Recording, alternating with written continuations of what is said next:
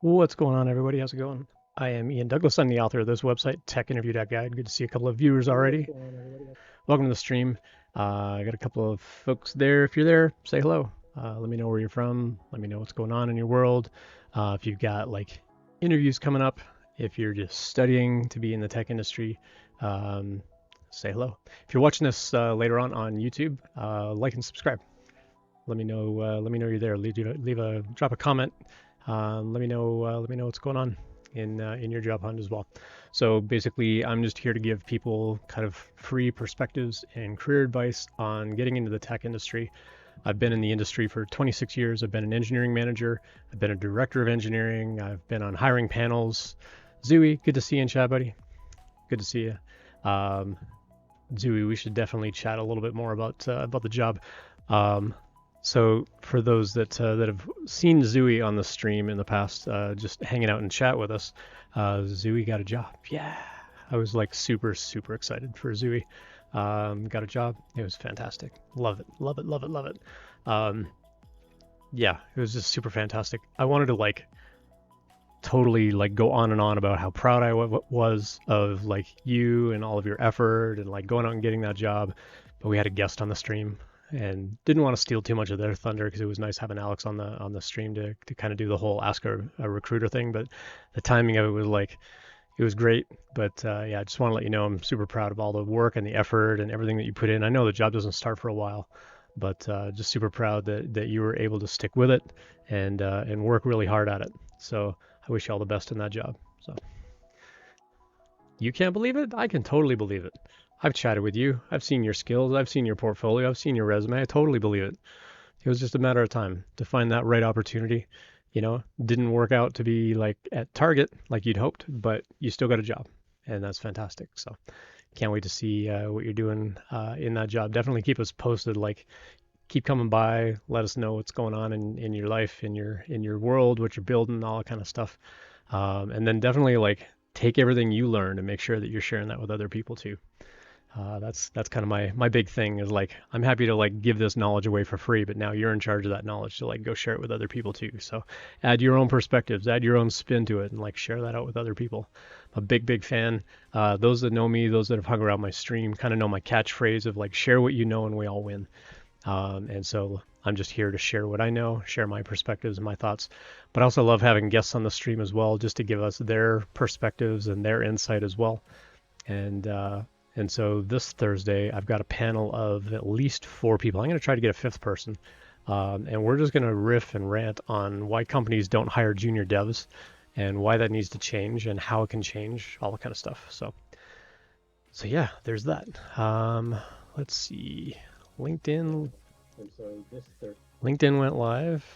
Facebook did not go live. Facebook, you're such a pain. Why won't Facebook go live? Edit post. Oh, required. Okay, fine. Let me go copy something from over here. Copy, paste, save. Okay, now apparently I can go live. Go live. There we go. All right, so now we're live on Facebook as well. So we got Facebook and LinkedIn and Twitch. If you're coming over from 100 Devs, welcome. It's good to have you here. Definitely love having people hanging out. I realized the tweet that went out was probably like, come ask a recruiter anything, because I forgot to change the Twitter message that went out. I had that kind of pre-canned, so apologies if there's confusion. If you're looking for the recruiter, like ask a recruiter anything, you can go check out this link on YouTube. And this is basically the video that we did with Alex Wenz on last Thursday. We basically asked Alex just tons of questions, like as a recruiter, like what do you think about this? And it was fantastic. We had a lot of great questions submitted through a Google form. We also had a ton of great questions coming in from chat and lots of great conversation there. So definitely appreciate everybody that participated in that last Thursday. But yeah, let me go back and check that tweet. Come out, ask questions. No, I guess I did change it back. So I guess the Twitter message that went out was good. Yeah, so welcome to the stream. As I said, tonight we're going to do general Q&A. We're also going to do some resume reviews. We'll get that down in that text down below. So we're also going to do a couple of resume reviews tonight. I've had a handful of resumes submitted. I've got 3 that I'd like to get through, if possible. So we'll see how possible that's going to get. I'm going to try a few new things. I'm going to try a few new like gadgets and plugins and things like that. We'll see how it goes. No promises. First one might be a little rough, but I'll get better at it with time, I'm sure. But I'm going to try the tablet and like try to highlight things. I used to do these resume reviews on the Mac where it was really easy to actually draw on a tablet and have it come through the Mac and like draw the lines. Been trying to find an equivalent for Windows, and it's just not as good. But I'm going to try really hard to get it working tonight. So we'll see if I can get that going. I need to find the plugin. What was it called? Now I can't even think of what the utility was called because it was some really weird esoteric name. Anyway, Mechalina, good to see you in chat. Hello, hello. Good to see you. So yeah, what's going on? What's going on in everybody's world tonight? Good to see a handful of viewers already. Again, if you're coming over from 100 Devs, it's great to have you. I was kind of promoting this quite a lot on the Discord as well as on Twitter today, and really appreciate everybody coming by. And so yeah, if you're here from 100 Devs, love to have you here. My whole stream is about helping people get better at tech interviews. And the sooner you can start that, the better. The sooner you can start networking and doing research on, companies where you want to work or industries where you're interested in hiring, the sooner you can do that, the faster you're going to get that job later on. And so definitely, hang out here, ask lots of questions. I've been in the industry for 26 years. I've been an engineering manager. I've been a director of engineering. I've been a dev for a long, long time. I start my new job tomorrow. I'm going to be a senior developer advocate at a company called Postman, and super, super stoked, super excited to start that job. So I got blinky lights and the whole bit going for that. So pretty excited for that. But yeah. Let's see, what else is going on? Mechalina's doing well, just working on your game pitch. Awesome. Cool. Congrats on my new job. Thanks. Well, actually, Mechalina, I'm not sure if you're congratulating me or Zooey, but Zooey also got a job. So we were giving Zooey some congratulations earlier as well. And I love it. I love just being able to like help people out and drop advice and things like that. I'm not saying my advice got Zooey the job, but I like to think I had a small part to play. So yeah, we both got jobs, so it was exciting news. I signed my offer last Tuesday, and Zooey got his offer Thursday. Was it Wednesday or Thursday? I forget. So yeah, Zooey, you'll have to drop some details in chat for everybody, because long time people hanging out on the stream are definitely going to want to hear about what's going on with your job. It doesn't start the job right away. It starts in April, I think you said, but yeah, super excited. So. All right, I can't tell if Facebook's working or not. Let me go pull up Facebook. Facebook.com techinterview.guide. See if I'm streaming live over there or not. Oh, I am. Yep, it's streaming live. I just can't see any comments, but there is one engagement. Hello. All right. So yes, we are definitely going on Facebook. So drop questions here if you want them addressed on the streams. Oops. There we go. All right, so we got that going. Let me go over to LinkedIn and just remind people that they too can leave comments on the stream. All right, that actually worked first try on LinkedIn. LinkedIn's been a little wonky with their thing, but looks like that's working. And Facebook's working. Twitch is always working. Cool. All right, I think we're good. So yeah, so we've got 3 resumes that we're going to go through. Some of them were not anonymized. Some of them were. Some of them are partially anonymized. Some of them are not.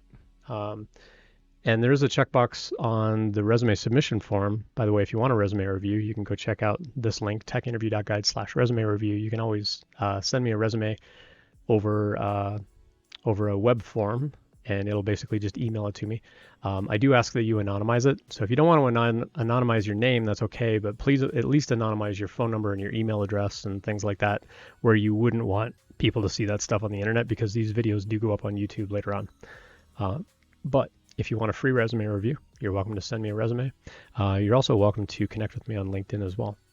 You can also do an exclamation point, or what we call a bang symbol. You can do a bang commands, and you can see a whole bunch of commands as well if you want to do other stuff. There's also this fun, corny little game called Drop, where it'll just like drop a little parachute on the screen. So feel free to utilize that. As you hang out and chat, you'll accrue little points, and you can redeem points for like reminding me to stay hydrated and things like that. By the way, I'm a big fan of Hint Water. Hint Water came out with like 1 liter bottles, so I'm like super excited about that. So I'm definitely going to be staying hydrated now. So Zooey says in chat, it's been a long 4 months, got a lot of help from a bunch of people. I'll be a software engineer in a leadership program, so it might lead into other tech positions. The director said I would make a great Scrum Master, so that's an option. Yeah, that's awesome. That's really, really great. Cool.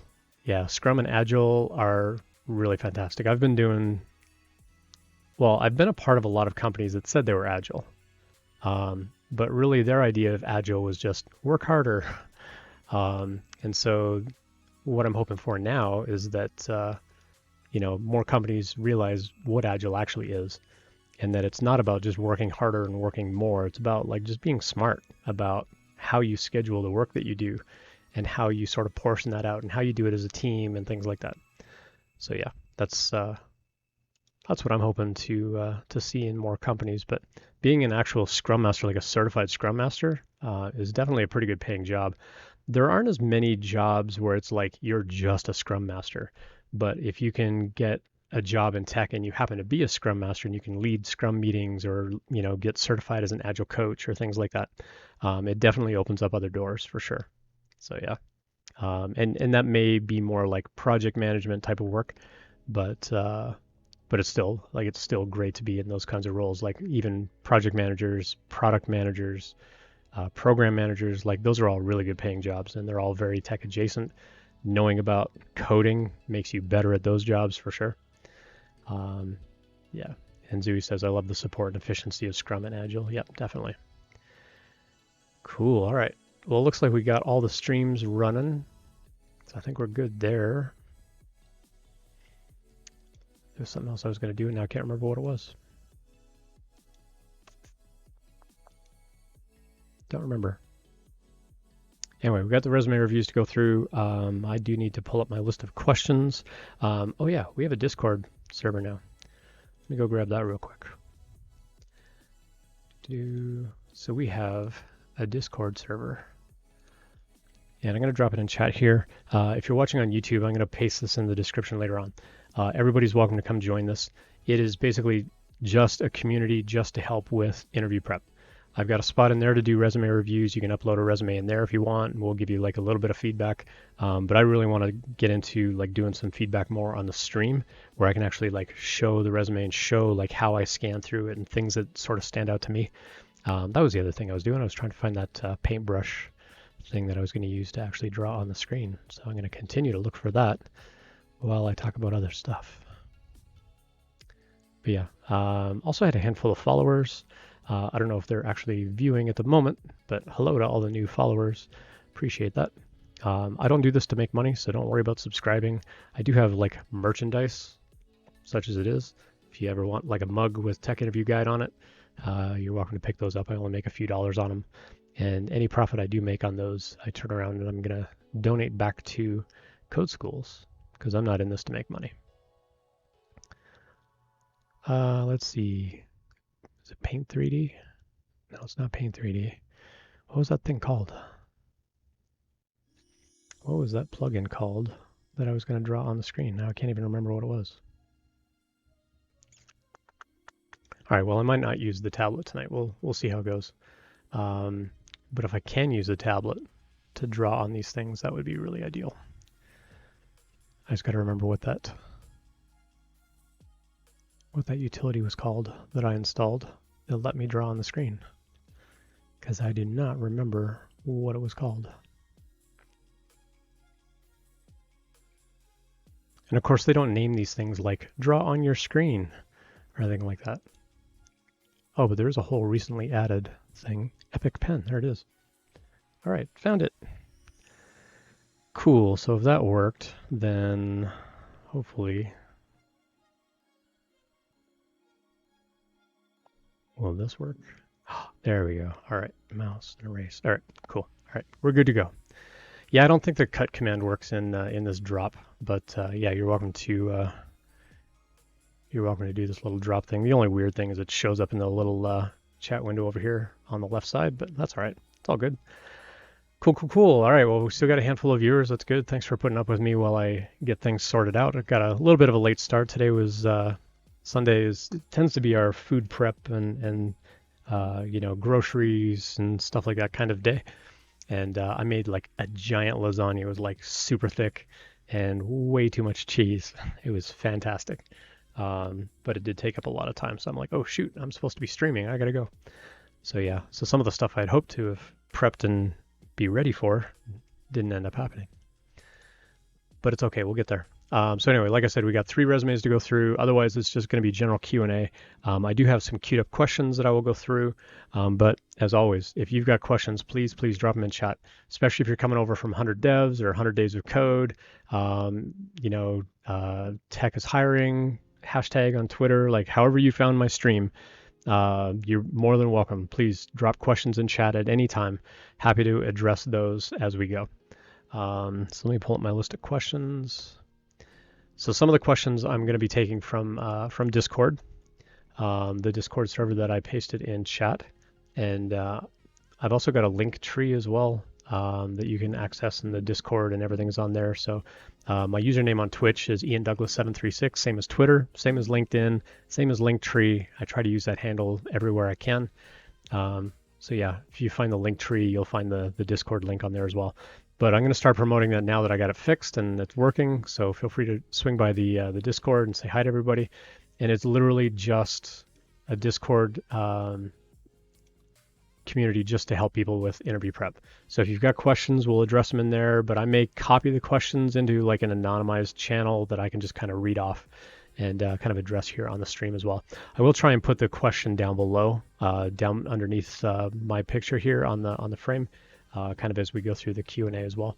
But I do have a handful of these resumes I want to go through. So like I mentioned, some of the resumes are anonymized and some of them are not.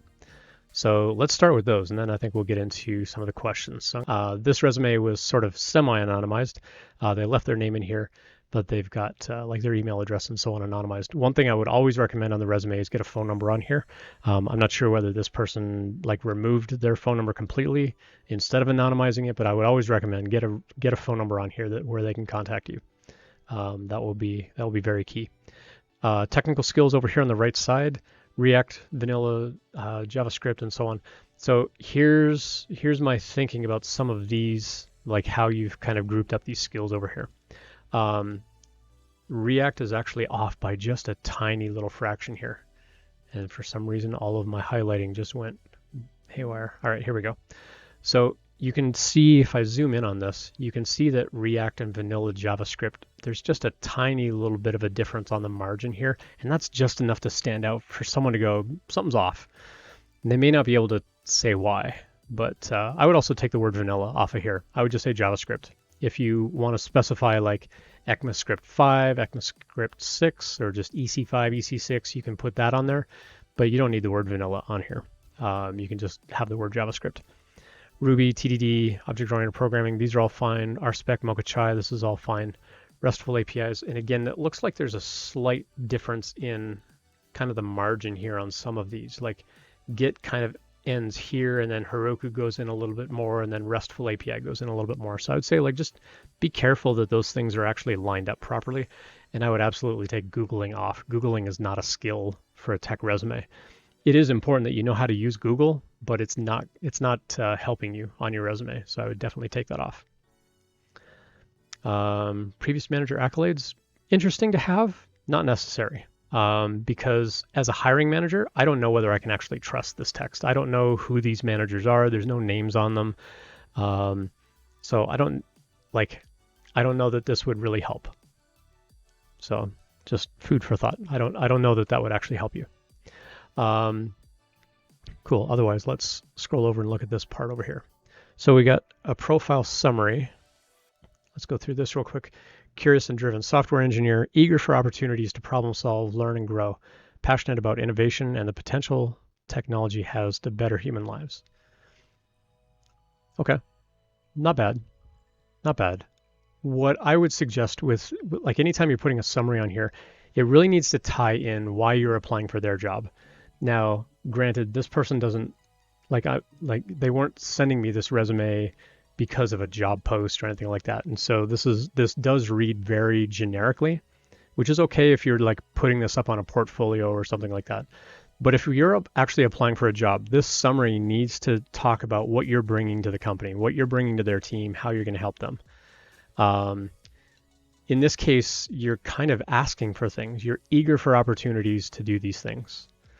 That doesn't really tell me what you're bringing to the team, though, other than you are a problem solver and you like to learn and grow.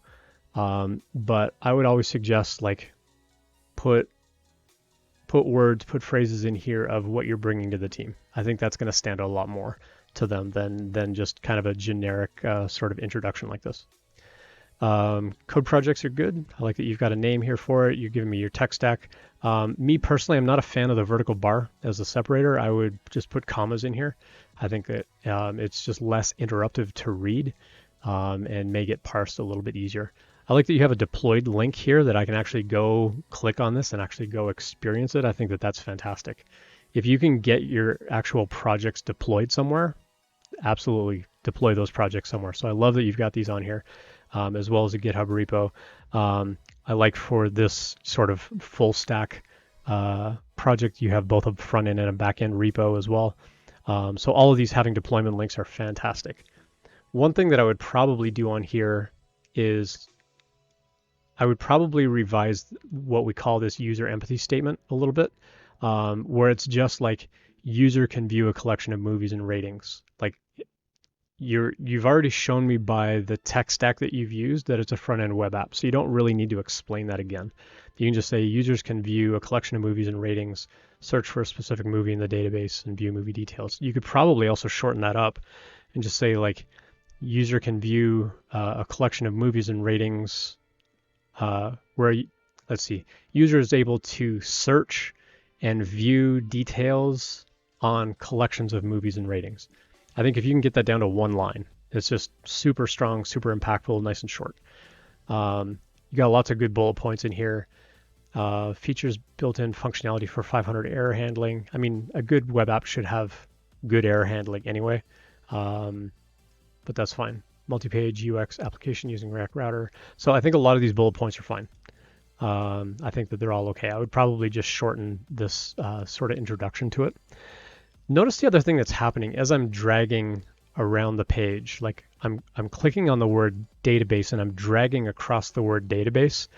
But as I drag down into your bullet points, notice that it no longer highlights database, and instead it's highlighting the rest of the user empathy statement and then somewhere else in the bullet points. That tells me that your PDF file didn't get created very well, and it could be sort of a remnant of how you built the document and exported it as a PDF. What I would suggest is, if you see this happening yourself, this is something to be really careful of because of applicant tracking systems, or ATS systems. If you start in the top left corner and try to drag down to the bottom right corner of your resume and you start seeing all that stuff kind of shift all over the place, copy all that text and paste it in just a plain text editor, and you're going to see what the applicant tracking system sees. So let me show you what I mean by that. I'm going to zoom out on this just so I can highlight everything on the page. So I'm going to come in here. I'm just going to Control A, and hopefully that'll highlight everything on here. Yep. And then I'm going to hit copy. Now what I'm going to do is I'm going to pull up VS Code. So bear with me a moment while I get a new VS Code window up. But I want to show you what an applicant tracking system is actually going to see, because it's going to be kind of interesting here. So let me share that screen real quick. VS Code, and that's going to be, all right. So let me hide my browser and I will show you my VS Code. So this is what I pasted after highlighting it and copying it in my browser. And I know it kind of wrapped off the screen, but you kind of get the idea here anyway. So let me see if I can make this bigger. without stretching it in a weird way. There we go. Well, we'll stretch it this way too. Sorry for the aspect ratio. But this is what I pasted into my text editor. So I highlighted all the text. I just hit Control A or Command A, copy, and then I paste it in a text editor. This is what an applicant tracking system is going to see in this order. It's going to start with one of those statements that you had in the bottom left corner of like previous manager statements or something like that. And then it's got a link to your GitHub, and then it's got kind of a link to your LinkedIn. It doesn't have the protocol on there, and then your email address, and then contact me with spaces in between, technical skills, and all of these have a space in between all the letters. And then it picks up a single skill of CSS. And then it says software engineer and then your name. But again, the title is all like spaced out as individual letters. The danger here is if someone like actually pulls this resume into their applicant tracking system and they say, I'm looking for a programmer that knows the R programming language. Well, guess what? You have this standalone letter R right here, and you've got it over here. And you might actually track as like an R developer. R is a programming language that's typically used in math and statistics. You might get picked up as an R developer because you've got this isolated keyword on the page, even though you don't intend to be an R developer. This is what the applicant tracking system might see. So applicant tracking systems are kind of dumb. They don't actually read PDF files very well. And so anytime you're submitting a resume to an automated system, any kind of online application, always send a Word document. If you know that it's going to a human being, send a PDF. But if it's going to go into an ATS, which honestly nowadays most applications are going to go into some sort of automated system, they're literally going to scrape that thing for text and put it in a database. And then it's got to go through and try to figure out like what all your skills were and things like that. And it's going to be really hard based on what we're seeing here, because it's got your name, studied finance, business law, and so on and so on, Bachelor of Science in Business Administration. This was all stuff that was way down at the bottom of your page under education. And so we can see that how we copied and pasted all this stuff in here, it's pulling bits and pieces of text from all over that page to paste in this order. This is the order that the applicant tracking system may see things. And so you have to be really careful about how you build these documents. You know, like under education, even if the applicant tracking system is smart enough to realize like, oh, you meant the word education. Okay, cool. You went to a school called object-oriented programming. And so it might confuse things. And my worry is that, you know, because this is where your skills actually are, React, HTML, vanilla JavaScript, but it wasn't even in that order. You had React and then JavaScript, and HTML was somewhere else down the list, but now this thing has reordered that for you. So this would be one thing to really pay attention to. However you built that resume, the PDF file did not export well for an applicant tracking system. So keep that in mind. You can use tools like jobscan.co and things like that to like upload the resume, and it'll kind of parse through and it'll show you what applicant tracking systems actually see and how well you match against a job description. But in my experience, this is how an applicant tracking system is actually scraping text out of a document. So just something to be really careful about for how this kind of stuff works.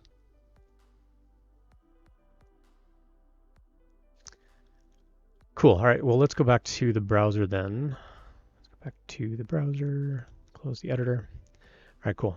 Aside from that, I like the layout. I think the layout's nice and clean. I think the font choice on here is fine. I'm trying to like unselect this for some reason. It's taking a really long time. There we go.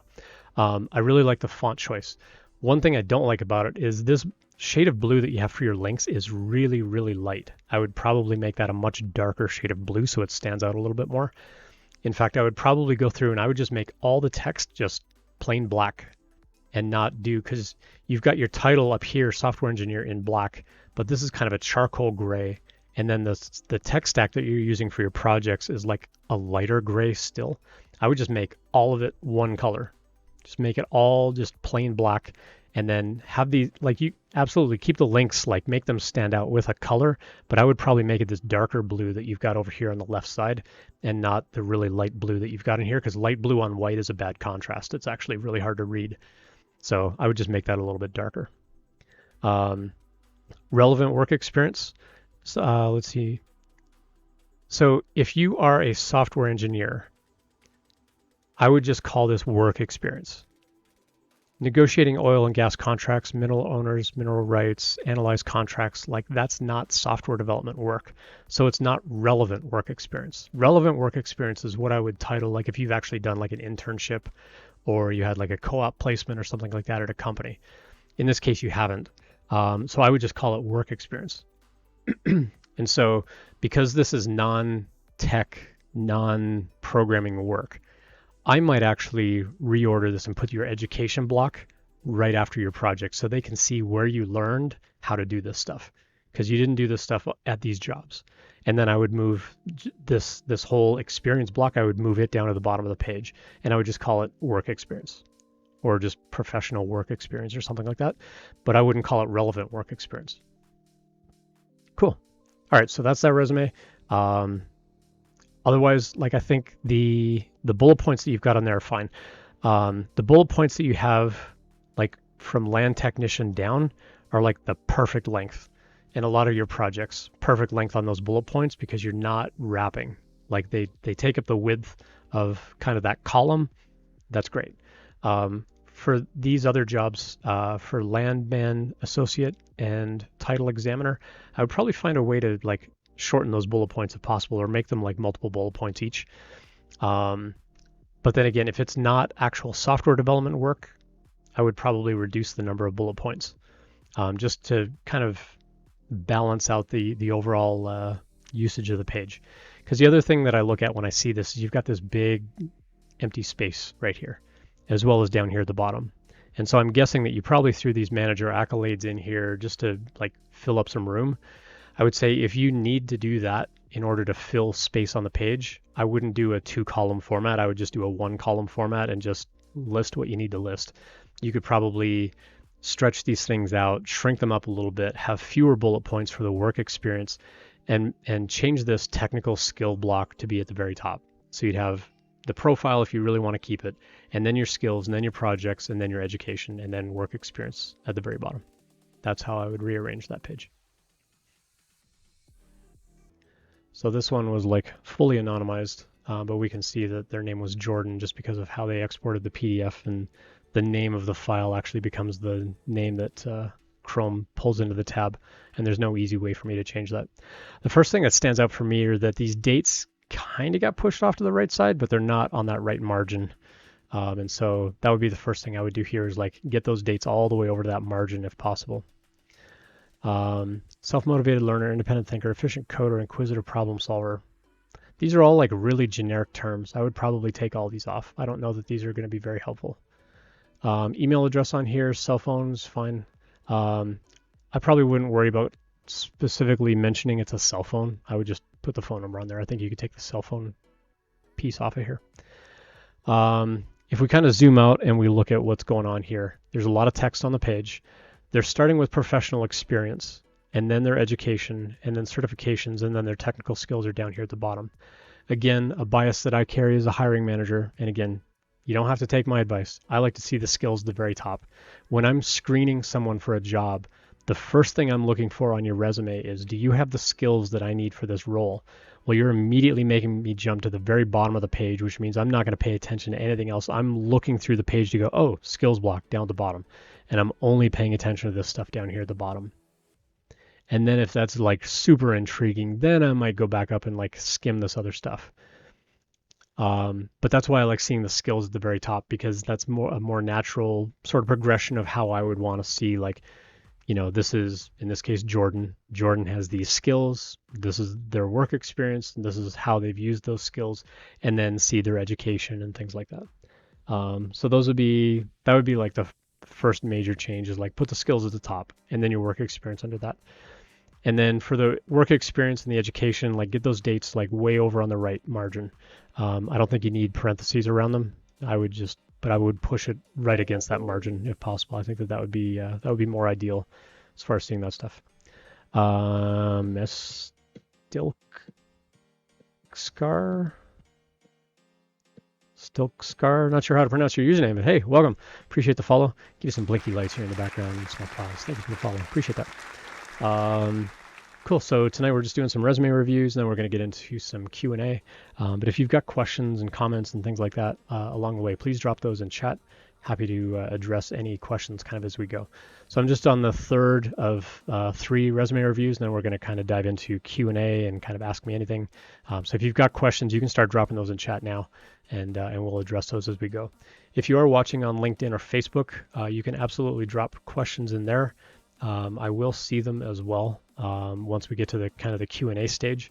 So you can absolutely drop those in there as well, and I'll pay attention to those kind of as we go. If you want them to show up in, I guess, this window down below me here, you will need to come over to Twitch. And so if you're on LinkedIn, my username is IanDouglas736. It's the same username on Twitch. If you're on Facebook, you'll be on facebook.com/techinterview.guide. You can just come over to twitch.tv/IanDouglas736, and you'll be able to interact, and your question then will show up down here. It's free to make a Twitch account. Doesn't cost you anything. You don't have to be a follower to drop a question in. I'm just happy to help people out. So got a lot of folks hanging out in the views already, so it's good to have everybody here. All right, it says you can call me Scar. I have a question. How many years of experience do people generally need to start seeing lots of job offers in the tech industry? That's a great question. I'll get to that. Let me finish up with this resume review, and then I'll jump into those. All right, so give a few things right away. I would probably get rid of the stuff at the very top. Self-motivated learner, like all these sort of buzzwordy kinds of terms. I don't think they're going to help on the resume. I would take all these off. I would rather see the skills block at the bottom be moved up to the very top. Also, your bullet points are not standard. So all of the bullet points from here up all follow the same sort of indentation, but the bullet points on your technical skills follow a completely different sort of layout. And also the font size for your technical skills looks a little bit smaller. I do see a lot of font size change, like the University of Example, City, Town, State is one size, and then your major and minor is a slightly smaller font.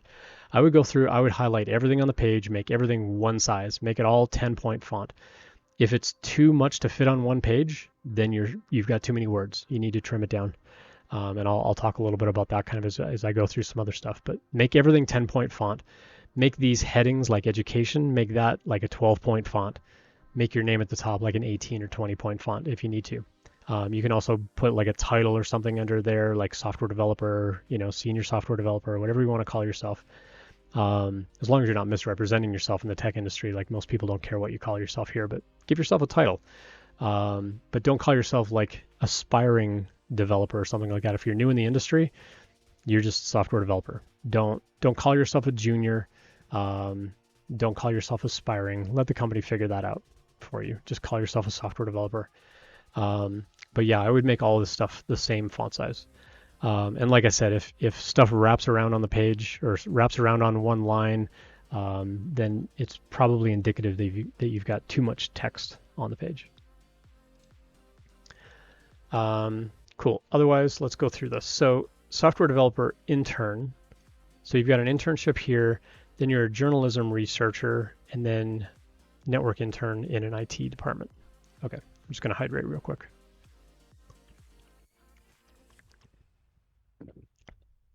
I like that you've got a lot of bullet points for your internship.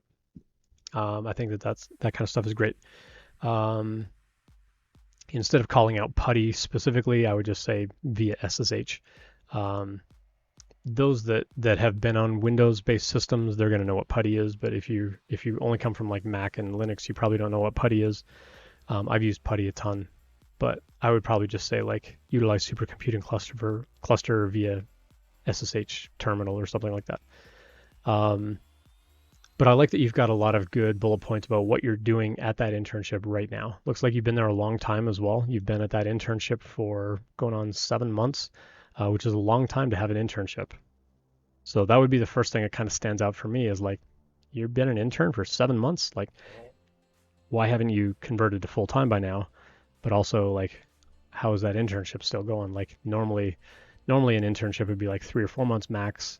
And so that actually raises a question in my mind of how long have you actually been at that internship? So something to think about there. But bioinformatics, so yeah, I think you've got a lot of good things in here. Let a junior team member in troubleshooting project bugs, that's fine.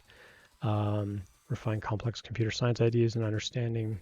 in an understanding way to non-technical customers. I think a lot of this is fine. For the peer-assisted learning, leadership position to create various promotional materials for a new organization that will reach the entire campus. Leader in the development of promotional material, delegated tasks, manage project budget, writing for. So because this isn't a technical role, I would see if you could reduce this to like maybe 3 bullet points. Keep the quantified stuff on there. Keep like the leadership, like manage project budget, comma, delegated tasks, comma, like you can just really simplify some of that text a little bit. I don't know that you need to give me 5 bullet points about that because it's not a developer job. Network intern, this one's going to be more relevant to the tech industry. Independently programmed NetBrain application to solve DNS naming, among other problems found, and implemented code into NetBrain system. This is really wordy. You've already told me that you've done NetBrains, so I don't know that you need to tell it a second time. So as much as possible, you don't want a bullet point to wrap on the line. You want to try to keep it, somewhere between 2/3 and 3/4 the width of whatever like column that you're in.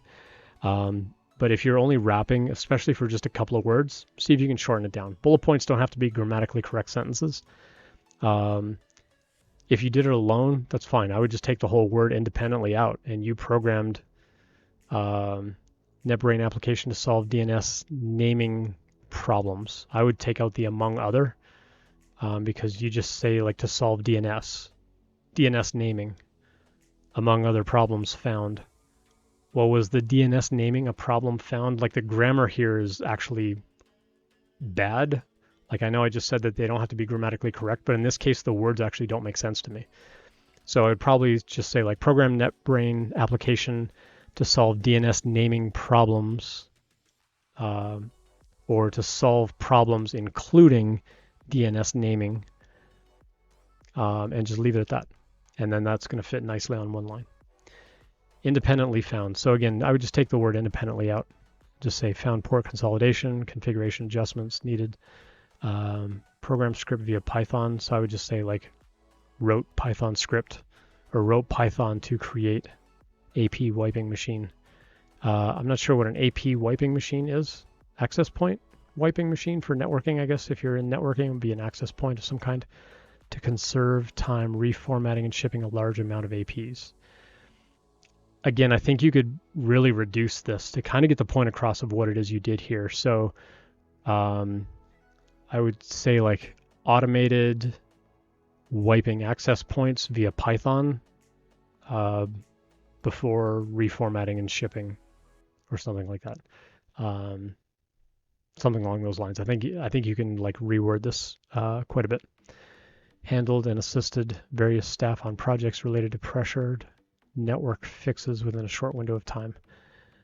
Again, this is really wordy, just to say that, collaborated with teammates for, I wouldn't call it high pressure, but for urgent network repair, something along those lines. And because that's kind of say like it was under pressure and you had a short window of time. Just say like urgent network repair or something like that. Participated in various network meetings in multiple IP departments. Yeah, that one's probably fine. Engaged in networking lessons taught by staff to utilize well in the field. Engaged in networking lessons taught by staff to utilize well in the field. So I'm a little confused about this. This makes it sound like you attended a class and then used that knowledge while you were in the field. If that's what it was, that's okay. But again, I think you could reword some of the stuff to where it just uses like simpler language. Because I think some recruiters looking at this are going to be like, I don't know what this means. And it's not that they're going to discount it, because if you've got the right kind of experience that they're looking for on that job, I think you're going to be fine. So just a couple of things there that I would probably clean up. As far as the education goes, I like that you've got your majors and minors on here. I would typically say within the United States, if you have a GPA over 3.5, put the GPA on the resume. If your GPA is less than 3.5, don't put the GPA on the resume. It's okay that you've got the dates on here, but again, I would get all those dates like pushed right over to that right margin and not have this extra sort of space over here on the right side. I would just move these things right over to this right edge where these other lines end, and then I would take the parentheses off that you have around the dates. I would just move it as is. Certifications, these are all going to be fine to have on here. Hacker rank, okay, it's fine. Ran presentations, managed sound light board, church youth group, that's fine. Bell ringer for Salvation Army, it's fine. But yeah, I would definitely get the technical skills up at the very top to start out with. Languages, app development, these are all fine. I would probably just call it like programming languages and then just list these languages. Development tools, I mean, having Git on here is good. Nobody cares what editor anybody uses. Like, I'm not going to hire you because you know Vim. I'm not going to hire you because I love PyCharm as much as you do. I'm going to hire you because you've got the other technical skill. I don't care how you write the code, as long as you can write the code in a way that's efficient for you. I wouldn't worry too much about listing the actual editors on here, though. Was this MongoDB? If it's MongoDB, you have a spelling mistake. So double check that. SQL Server on Google Cloud. You have Microsoft SQL Server on Google Cloud? Interesting. I would think you'd just run that on Azure, but okay. Cisco Prime, NetBrain, Putty, yeah, that's fine. I would take Microsoft Office off of here. It's not going to help. Visio, Photoshop, if you're looking for a developer job, you're not going to be using those tools anyway. WordPress, yeah, you could probably keep that on there, maybe. I would keep it on here if you're applying for a job where you need PHP experience and there's maybe WordPress involved. Otherwise, I would take WordPress off. Other Unix data computation, various data structure algorithm applications. I wouldn't bother listing all this stuff here at the end. I mean, you could put like Unix and Linux and like the operating systems that you're comfortable like sort of navigating in as part of that job. But I think a lot of this other stuff is kind of expected in our industry. Like, they expect that you know about data structures and algorithm and algorithmic thinking. Listing out which algorithms you know, it's not going to be relevant for the resume, so I would take that stuff off. I had a question come up about GPA. After some number of years, can that GPA come off? Maybe leave magna cum laude. Yeah, I mean, if you have that distinction, definitely put the distinction on there. After an amount of years, do you take the GPA off? I mean, I'll be honest, I've been doing this for 26 years. I still put my college diploma on there in computer engineering, but almost nobody cares. So, I mean, at a certain point, your experience counts way more than where you went to school. So, JBZ, thanks for the follow. Appreciate that. Give you some blinky lights and some plugs in the background. Thank you. Appreciate that. Always appreciate the follows. Thanks for that. So yeah, so there's resume number 3. Cool. Let me go back over to this screen. So those were our resume reviews that we got through. Thanks for putting up with me on that. Let's grab some questions. I do have a Discord server. If you care to join, you're welcome to join. I will get this link in the description later on. Let me go throw it in the link for LinkedIn. Discord server. And throw that over on Facebook as well. Cool. And if you're watching this on YouTube later on, I will put that Discord link in the YouTube description later on. But yeah, it's a whole Discord server just for interview prep. It's all about my website, Tech Interview Guide. I do resume reviews on there. If you want to ask questions, you can certainly ask questions on there.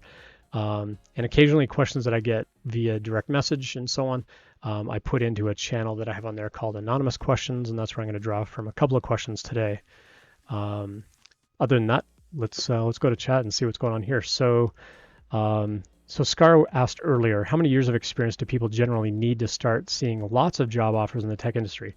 So last fall we had someone on the stream, and we actually interviewed her on the stream. Her name is Jen, and she's actually here on Twitch. She goes by Jen Develops, and had her on here for an interview for a night, and basically it was like her second job out of school.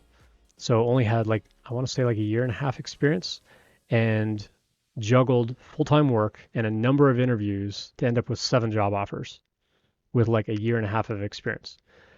I've got 26 years of experience. My last job hunt, I had 6 job offers. So it varies. I mean, it really depends on the kind of work and how well you do at interviews and whether you can get a whole bunch of companies interested in you at the same time to interview you at the same time, wrap up their process all at the same time so that those offers can come in. And letting companies know like while you're interviewing, like, hey, I want to make a decision the last week of February. So that lets them know even if they get you a job offer, they're gonna have to wait till that last week of February or whatever to like really hear like whether you're gonna take their offer and things like that. So set up that expectation with them. And if they want you to start sooner than that, I mean that's on them. But it really doesn't matter how many years of experience you have. It really comes down to interview performance and how many interviews you juggle at the same time. So having a ton of job experience, I will tell you, is exhausting going through that many interviews. I'm going to be 48 in a couple of months, and it was exhausting to go through that many interviews. I'm happy to say my job hunt is over. I start my new job tomorrow. But I won't ever do a job hunt like that again, where I interview at a ton of places. In the past, in my career, it's typically been like, oh, I want to go work at that company, and I'll do whatever it takes to get that job. And if I don't get that job, I'm going to go apply to a competitor or something because I've studied up on the industry and I know the competition anyway. And I'm going to go apply for them and be like, yeah, I was thinking about applying for those other guys, but they're jerks. I'd rather come work for you. That usually wins them over. And so I've typically been very strategic in my job hunt in the past. This is the first job hunt where I'm just like, let's see what happens. Let's just do a whole bunch of interviews and see what happens. And I end up with half a dozen job offers. And so it really comes down to how much time do you have to do a whole bunch of interviews, to schedule them, juggle all of them, keep all of them interested enough to where they're not like sitting there twiddling their thumbs waiting for you to schedule that next interview. Like you don't want to sort of drag them on. You don't want to lead them on either and make them think you're interested when you're really not. But yeah, I interviewed with about 30 companies. I actually wrote up like a bunch of stats on LinkedIn. Here's my LinkedIn link. If you want to connect with me on LinkedIn, you can find that post. It's had a little over 30,000 views and so on. But I kind of broke down a whole bunch of stats of like, this is how long the longest job hunt took that resulted in an offer. This was the shortest one, the longest one that was a rejection, and the shortest one that was a rejection, and so on. So I broke down a ton of stats. I've got a whole spreadsheet of like how many phone calls I did, how long those phone calls were, what it was about. Like, was it a recruiter call? Was it a tech screen? Like, was it a hiring manager screen? Like, what kind of call was it? How long was it? And stuff like that. So I built this giant spreadsheet of everything. But yeah, I would say like the number of years of experience doesn't matter. It really comes down to how many interviews do you want to do at the same time? Can you do that if you're already working? And then how do you juggle all of that and handle a whole bunch of offers coming in at the same time? So the number of offers you get is going to be really dependent on how many companies you interview with. I think Jen had 15 companies and got 7 offers. I had 30 companies and got 6. So it also varies. So yeah, hopefully that helps. Looking back on chat, Jay Beasy asked a question. Good to see you. Thanks for the first time chat. Your thoughts on Swift versus iOS development right now?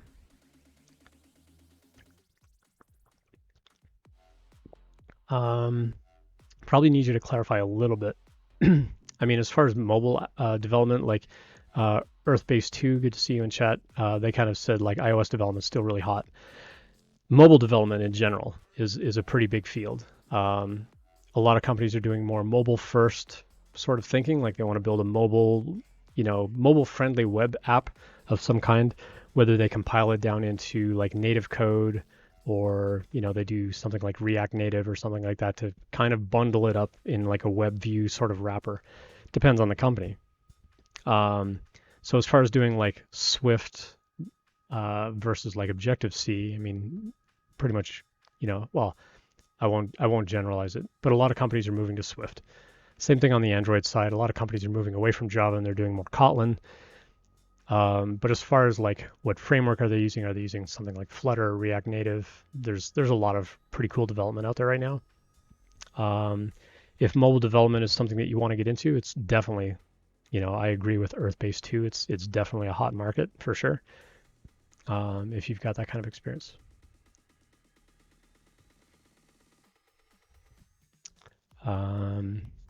Mainly still UIKit or Swift UI. That I don't know. I don't do iOS development, but yeah, maybe Earthbase 2 can fill you in on that.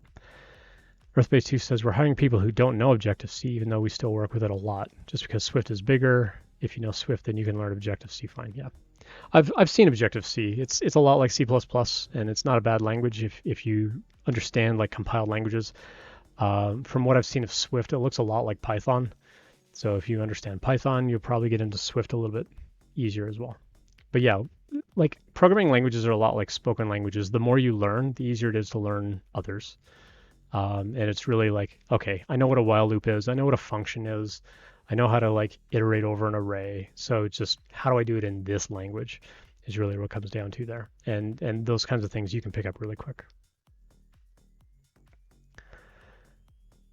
Cool. All right. Well, I'm going to go to some of these anonymized questions. But again, as always, on LinkedIn, Facebook, Twitch, absolutely drop questions in. I will see them as we go. If you've got questions, I will absolutely take those kind of as we go here. I got a private message on LinkedIn. I'm just going to go take a quick peek at.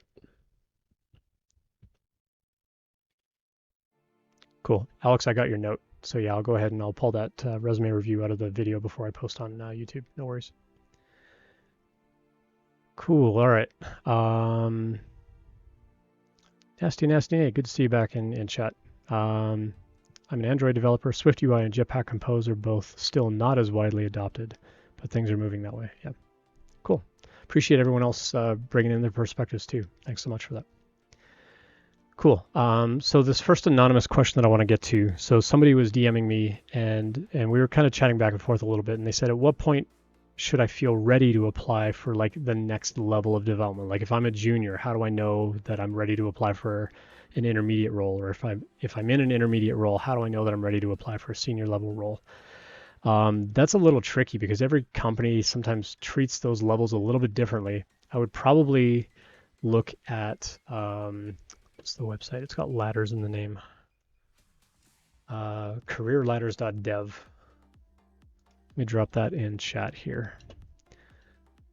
So career-ladders.dev.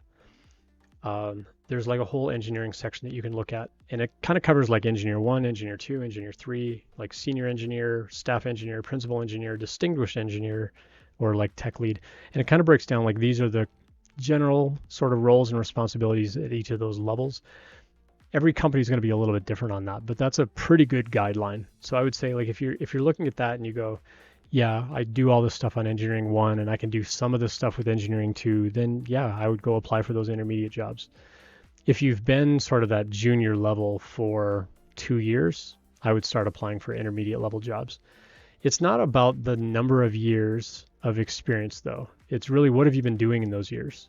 Like how have you been progressing? How have you been growing in your role as that level of development? So whatever your level is, I want to be able to see like a progression of growth, and I want you to be able to demonstrate that progression of growth, not just tell me about it, but like tell me how that growth actually impacted your team.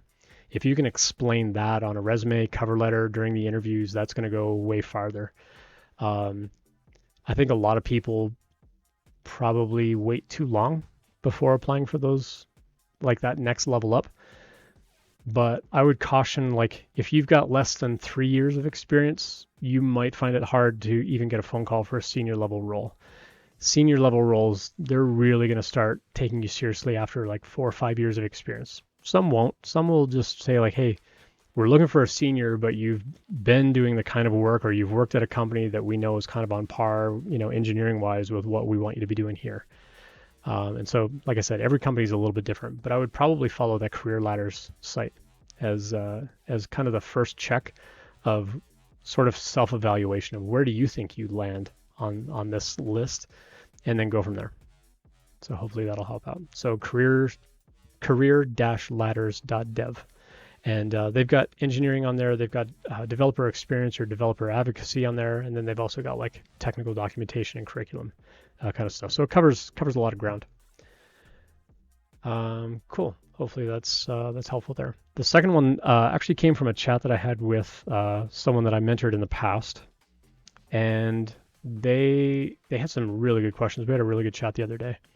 And basically, they got a job doing DevOps. And again, DevOps is one of those roles that it means something different to every company. what exactly is DevOps? Are you just deploying things? Are you taking care of servers? Are you literally like racking servers and like plugging in network cables? Like, what is DevOps really? Because it does mean so many things to so many companies.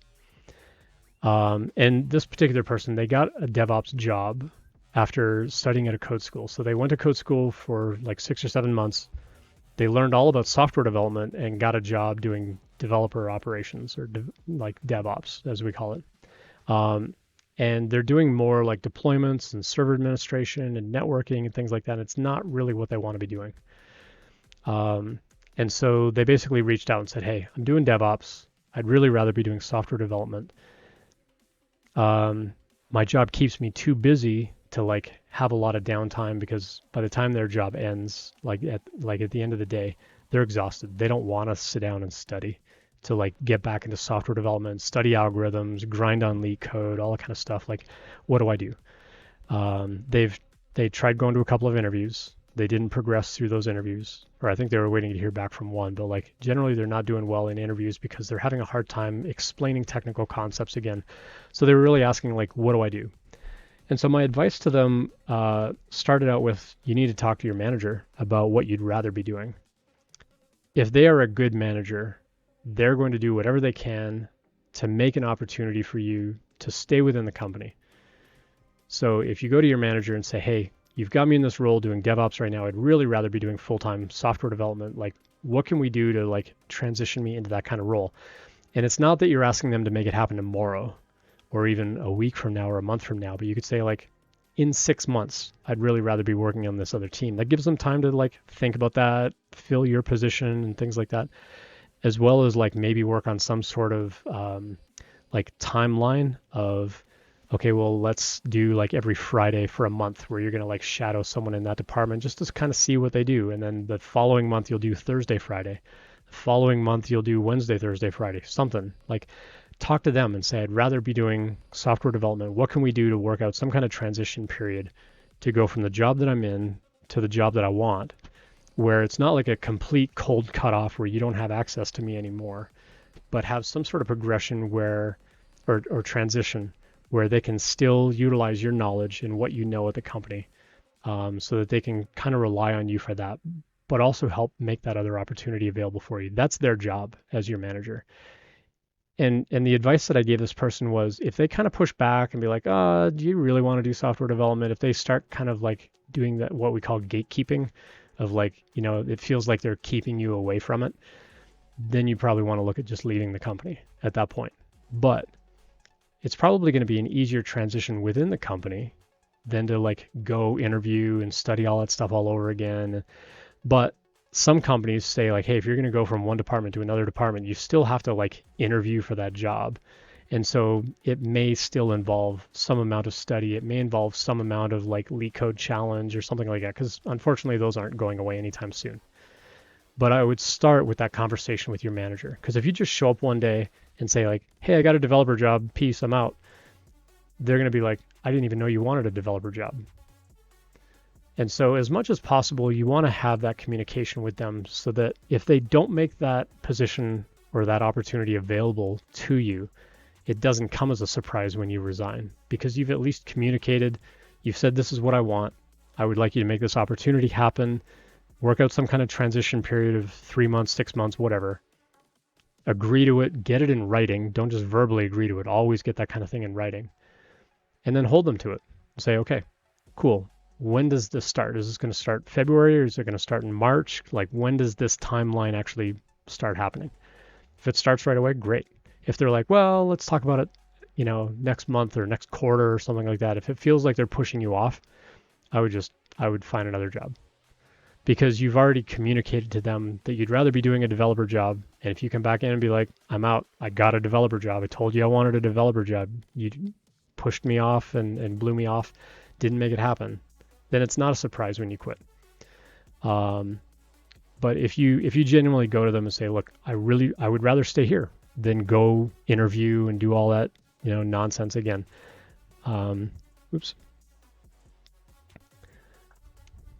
Say I would rather stay here. So what's it going to take to keep me or to like move me to another team so that I can at least stay in the company, keep all that sort of domain knowledge that you've been building up. So that would be how I would address that. Start with that conversation. If the conversation goes well, cool, then see how they're going to transition you into that team. Like I said, it's probably not going to be like, okay, well, next week you start as a developer, because you're going to have to like shadow people, learn their process. You may have to actually interview for that role. Just some companies are more sort of bureaucratic about that. Usually the larger the company, the more bureaucratic they're going to be of making you jump through those kinds of hoops. Some companies are a lot more sort of free flowing about it, and they're like, yeah, okay, you want that job, that's fine. And they won't make you jump through quite so many hoops. But again, it depends a lot on the company. So hopefully that'll help out there. Cool. As I mentioned, if you've got other questions, you're absolutely welcome to drop those in chat at any time. If you're watching on LinkedIn, you can definitely send messages over LinkedIn. You can drop comments on the stream, and if you're on Facebook, you can definitely drop comments in there as well, and I will address those kind of as we go. Hey, thanks for the follow, Grimes. Appreciate that. Give you some blinky lights. And give you some applause in the background. There we go, blinky lights. Hooray. I have like a little Python script. I just hit a button and it connects to the lights and makes them blink.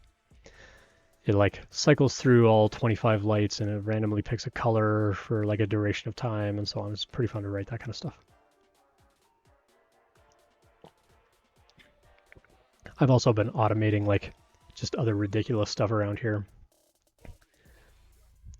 Okay, Google, make it dark. And it shuts off all my lights. Then I can say, okay, Google, light me up. And everything comes back on. Nice little power saver. So if I'm somewhere else in the house, I'm going to be like, oh, shoot, I forgot to turn off all the lights. So yay for automation. I love automating just little mundane things. I don't have to go around like turn on all these switches and all that kind of stuff. It's kind of fun doing goofy stuff like that. Nasty Nate says, I heard about Postman. Good stuff. Yeah, thanks. I start tomorrow. Pretty excited about it. Really, really excited. I was telling somebody it felt like I had a cheat code during the interview process because I used to teach API design and test-driven development using Postman when I taught at Turing for 4 years. And so I'm sending them like a bunch of information, sending them like blog posts that I'd done. And I'm like, by the way, here's a video of me actually teaching Postman. And they're like, you want a job here? Like, here's your job offer. I'm like, sweet. So yeah, it was great. I couldn't not apply for the job. Like I love the Postman tool. It's fantastic.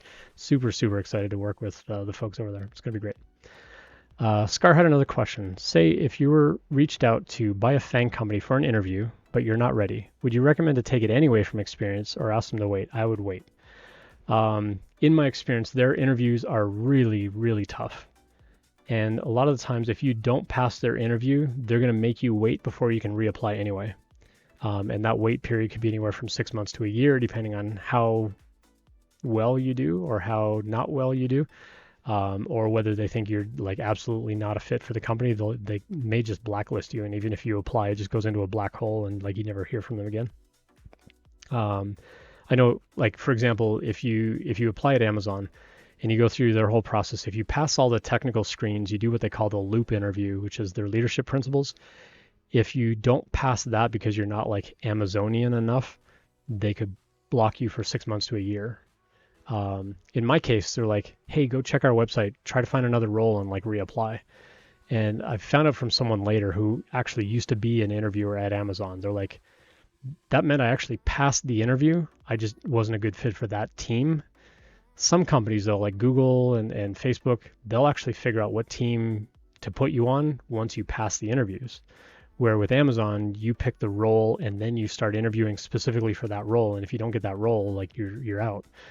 But if you don't do well, like drastically poor, they'll probably blacklist you for a period of time anyway. Google will typically make you wait 6 months. If you don't pass their interview, they'll typically say like, hey, you're welcome to reapply in 6 months. So either way, you're gonna have to wait 6 months. So if a recruiter is reaching out to you, you can absolutely say, yeah, let me know what I can study. I'd like to do it like later in the summer if possible. You don't have to give them a reason. You just say like, I'd like to do it later in the summer. Can you send me over some interview material? All the big FAANG companies have all that stuff really well documented. They've got tons of information that they can give you on what to study, how to study, what kinds of things you're going to need to know, like what all the different interviews are, like all that kind of stuff. Like they do a really, really good job with that. I wish more companies were really transparent about, yeah, you're going to have a 1 hour interview that does this and a 2 hour interview that does that. Like some do. If you ask like on that first couple of phone calls of like, do you have any questions for me? I would always like one of the first questions I ever ask when I'm talking to a company is like, yeah, what's your interview process going to be like? How many hours am I going to be putting into this between prep time, take home challenges, the actual interviews itself? Like, can you break all that stuff down for me? And I don't word it in a way that makes it sound like I'm not willing to go through that.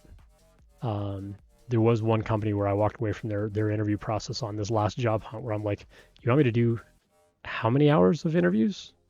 And it was like, well, we got all these screening calls, and then you do like a 60-minute code screen.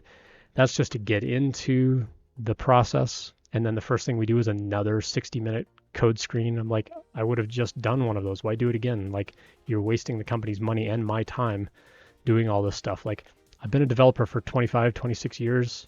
I've got tons of GitHub repos you can go look at. Like, do you really need me to do a bunch of back-to-back code challenges? Like, so I walked away.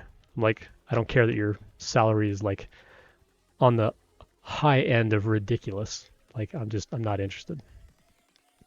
And it is what it is. So yeah, I would say if the recruiter's reaching out to you and encouraging you to apply, say, yeah, I'd love to apply. Let me know what I can study, and let's set something up for like June or July, and then like pour yourself into that. There's actually a Twitch streamer named Midnight Simon that I followed, and Simon was reached out to by Google and said, hey, do you want to interview? And he's like, yeah, let's do it in 5 weeks. And basically in that 5 weeks, he did nothing but leak code, and he got here on Twitch and he grinded nothing but leak code, like several challenges every night for hours and hours. He built up like a huge following, and people got to know him really well. And then he went and he did the first initial screen, and he did well enough that they're like, all right, we want to get you into that next round. He's like, cool, could we do that like in another 5 weeks? And the next 5 weeks, again, it was just grinding leak code, nothing but leak code, nothing but leak code, nothing but leak code. And he got a job at Google. But he spent 10 weeks of just nothing but Google, or nothing but leak code. And I think he was working at the time, or he was like, I think he had some other job going. And so he was just on Twitch live streaming for hours and hours every night doing leak code for like 150 days straight or something like that. Because he was doing it a little bit before. And then so he basically spaced out like put like as much time as possible between all the interviews. To where he basically did nothing but leak code for like 150 days straight, and he got a job at Google. That's doable for some people. If you haven't got that kind of time, I've got some videos up on YouTube. You can go check out my YouTube archive, youtube.com/Ian Douglas, about like just search my stream or search my my archive for the word leak code. I've got 2 videos on there. One is about reducing the grind by coming up with a schedule, and the second one is about reverse engineering other answers to come up with pseudocode to understand the strategies. Those 2 videos are going to save you a ton of time. It's about 45 minutes to an hour each video, but I walk through a lot of examples on there that you can go watch. To go get a FAANG job, you're going to have to grind leak code. It's just the reality of it. That's how they do their interviews. They want the best of the best of the best, and I get it. But if you're going to go through their interview process and not pass, they're going to make you wait 6 months anyway, so why not put that 6-month delay now, study up as best you can, and then go crush that interview. That would be my thought. Scar followed up, what do you think the sweet spot is for studying? 3 months, 6 months? Because I feel like the more I wait, the more I'm just waiting and delaying it. That's fair. I think you could probably get away with a solid 2 to 3 months of leak code if you follow those YouTube videos that I made on how to reduce that grind. And the reduction of that grind is basically, how do you understand, like, there are really like somewhere between like 8 and 10 like sort of patterns, as we call them, to problems. Like, what kind of problem is this? Is it a backtracking problem? Is it a 2-pointer problem? Is it a heap problem? And the biggest challenge in a lot of these tech interviews is like figuring out what kind of problem is this. If it's a heap problem, I know how to do a heap problem. If it's a 2-pointer problem, I know how to do a 2-pointer problem. Some people, though, have never studied those strategies. I think I saw someone talk about, the algorithm design manual. Yeah, it's a good book for sure. Cracking the Coding Interview is also a really good book. So you can definitely check those books to kind of understand those strategies. But the second video that I made about reverse engineering other people's answers are also going to help you in a hurry to figure out what those strategies are. So that the next time you see a problem, it's like, oh yeah, that wording makes me think of this is like a dynamic programming problem. So I'm going to like take a dynamic programming approach to solve this. And so those two videos are going to save you a ton of time. Like I said, they're about 45 minutes to an hour each. It's a good investment in time. Go watch those, take some notes, work out a schedule of like what kinds of problems you want to study on a regular basis, build out like a daily schedule. It's a lot like working out at a gym where it's not like all this week is like leg day and all next week is just shoulders and back and all that following week is just biceps. Like you'd never do that at the gym. At the gym, it's like Monday is leg day, Tuesday is back, Wednesday is like biceps, Thursday is whatever, Fridays, you're back to leg day or whatever. Like it's a constant rotation, and you need to do the same thing with LeetCode problems. Is it needs to be a rotation where you're repeating problems again and again, but you're also like staying within sort of a category of these problems over time. So go check out those two videos. I think that'll help quite a lot. Icy Black says Simon quit his job to grind. That's right. Yeah.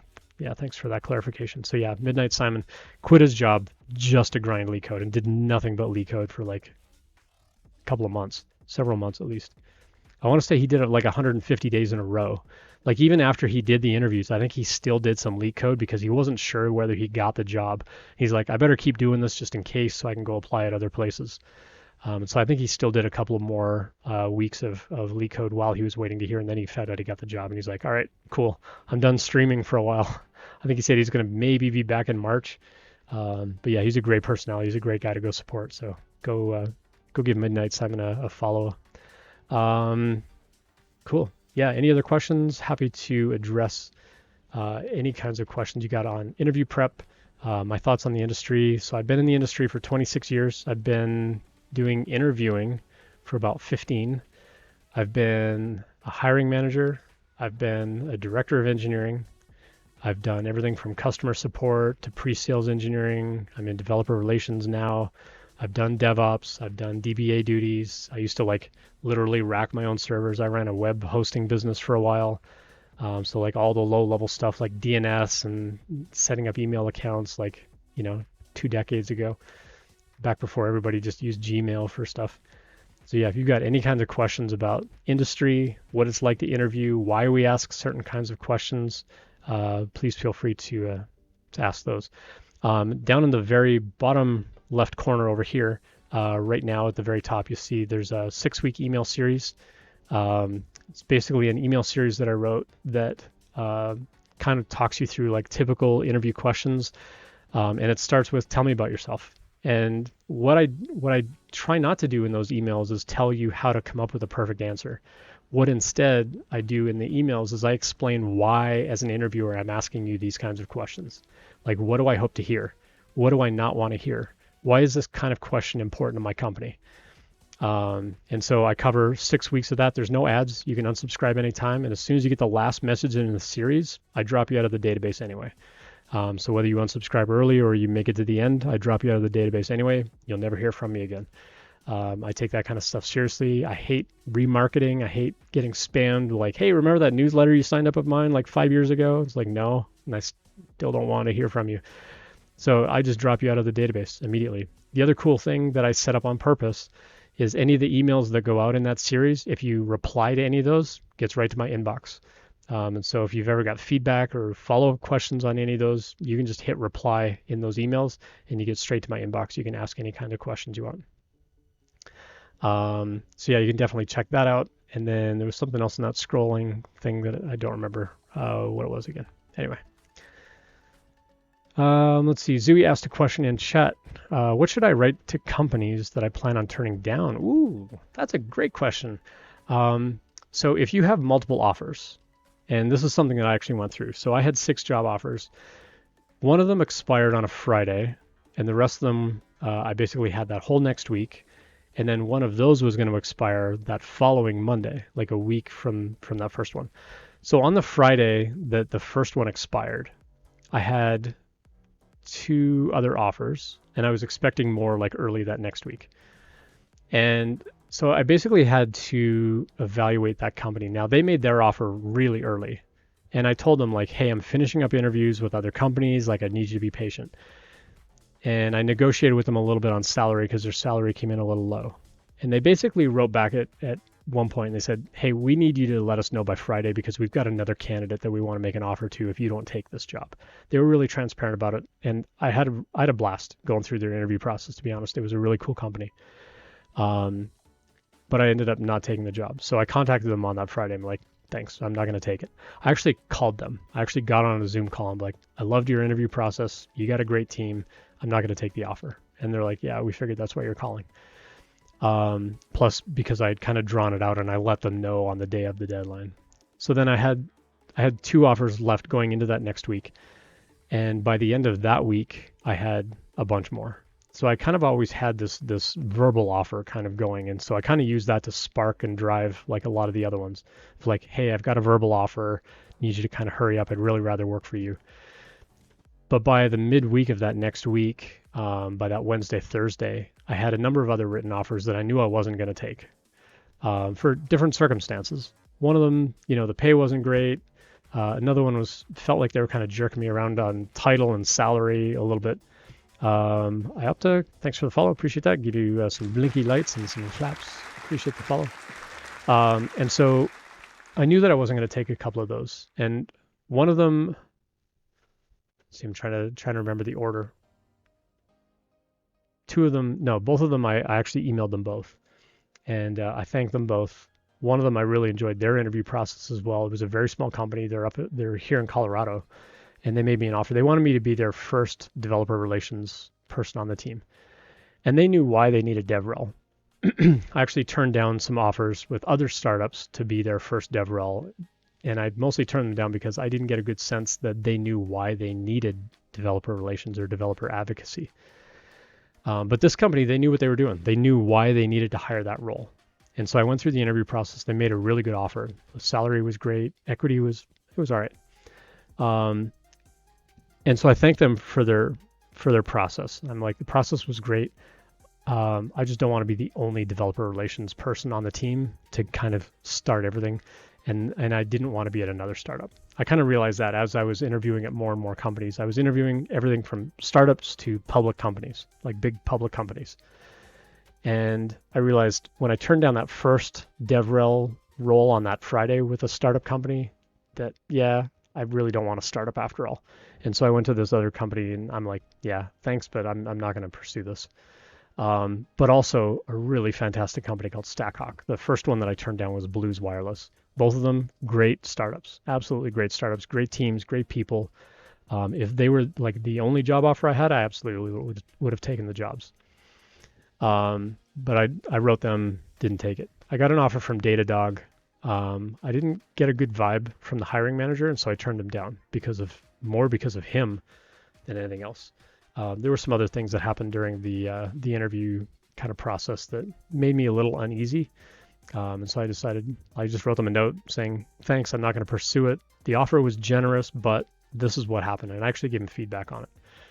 And then I had a chat with someone else in the company later on, and they tried to clarify some things, and yeah, it didn't sit well with me. And I'm like, even if I took the offer, it feels weird to take a job where like my upper manager, he and I were like not seeing eye to eye on some things. I didn't want to start a work relationship on that footing. So I just wrote them a note saying, thanks, I'm not gonna accept the offer. And then I was basically down to 2 written offers. I had Postman and I had Lacework. And Lacework was a management role, and Postman was a developer advocacy role. And a lot of my sort of soul searching at that point was like, do I want to be a manager or do I want to do developer relations? And I realized I wanted more hands-on work. Both of them would get me to kind of my 5-year goal of like, what do I want to do 5 years from now? Which is more like architecture kind of work and things like that. Both of those roles would have like suited me to get to that goal in a couple of years. But I'm looking to stay at a job for 4 or 5 years. And at the end of it, I decided I wanted to do more hands-on work. And Postman is a tool that I've loved for years and years. And I taught it, love it, I appreciate it. Everyone I met on their team was fantastic. Everyone I met at the Lacework team was fantastic. And so it was actually a really hard decision for me. But I basically, I sent a note to various people at Lacework saying like, hey, appreciate it. So their offer was expiring on Monday, and I didn't have a final written offer yet from Postman. And so I actually wrote the people at Lacework saying like, could I have a couple of extra days? Like I'm waiting on a final written offer. And then it came in like the next morning. So I wrote Lacework right away because once I compared everything on paper, I'm like, yeah, I'm going for Postman. And I just wrote a quick little note saying, I appreciate everybody's time, all the effort that went into the interview. The interviews were great. It felt very conversational. It's a tremendous opportunity. The salary, like everything on it was great. I need to do more hands-on kind of work and not so much on the people management side. And so for that reason, I'm going to turn down the offer. And so you want to be super respectful. You want to be like very careful about the words that you use. You don't want to burn bridges. You don't want to like tarnish your reputation by like sounding super privileged or anything like that about it. Like just be humble about it. Be grateful for the time that they spent. Just say, thanks. I appreciate the offer. It was a great offer. I'm not going to pursue it. That's all you have to say. Cool, Veranos, thanks for the follow. Appreciate that. Give you some blinky lights and some applause there as well. Appreciate that. I opted a first time chat. I'm trying to remember what it's like to have a choice of job opportunities. Yeah, this is the first time. Is this the first time I've had multiple job offers? I think the next closest thing was I actually started a job on a Monday morning at 8 a.m.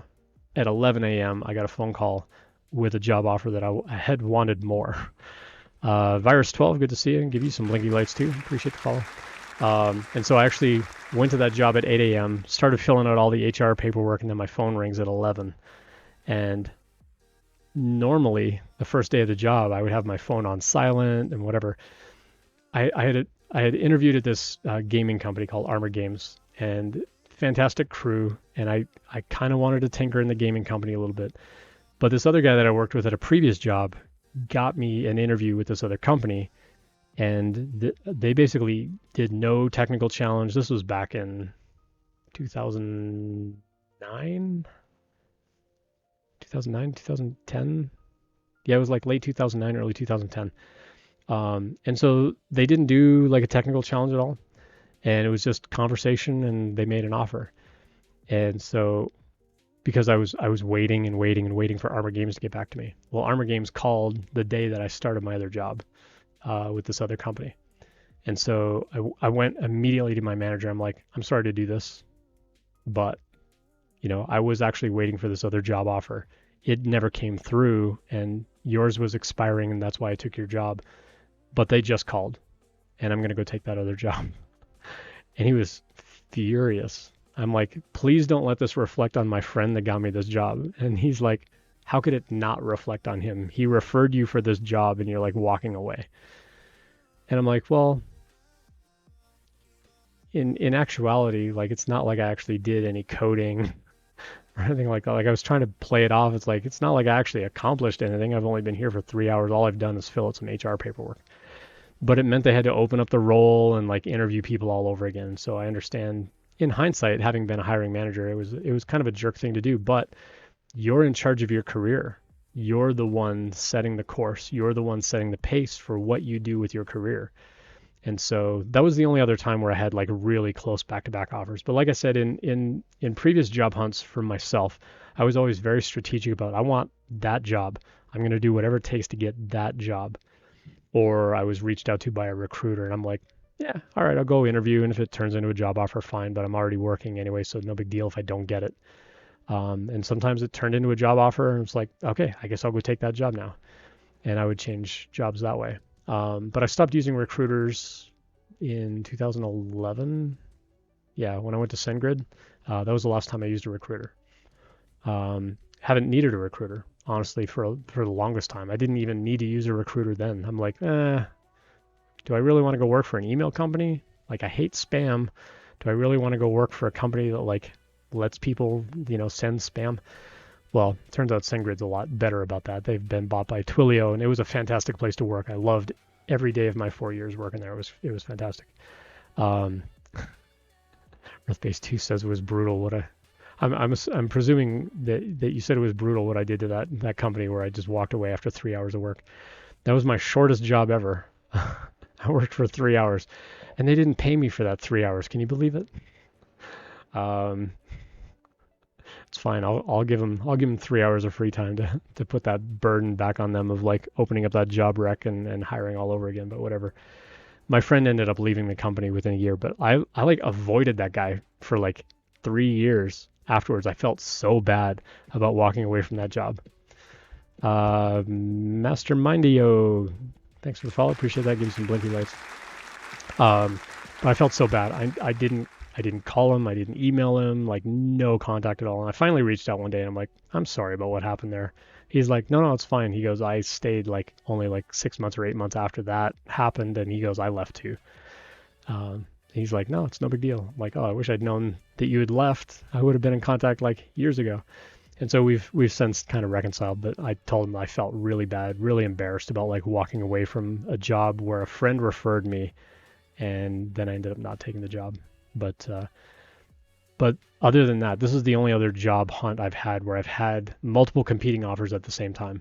And as I said really early in the stream, I probably won't do this kind of job hunt again. It's exhausting. It's mentally and emotionally exhausting.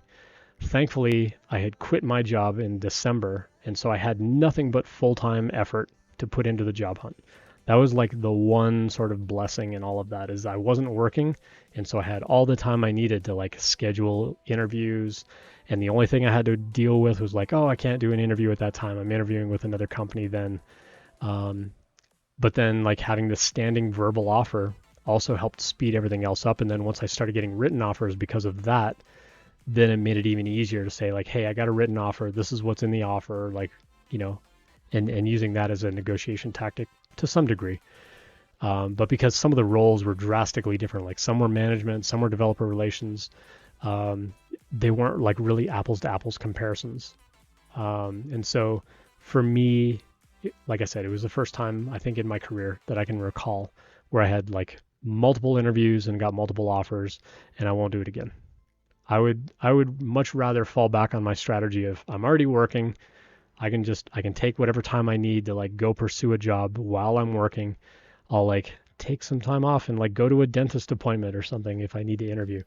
Now that you're working from home, or everybody's working from home, it makes it that much easier to just, I'm just going to go interview. It's no big deal. No one's going to know unless I'm like missing a team meeting or something like that. Nobody knows that you're on an interview call anyway. So. Mastermind says we are almost PC twins. Cool. I presume you mean by like CPU and GPU and whatever that I list on Twitch. I have to ask a really good question. Do I prefer development, DevRel, or management? So this is the dilemma that I had back in December because I was trying to figure out what kind of job I wanted to apply to.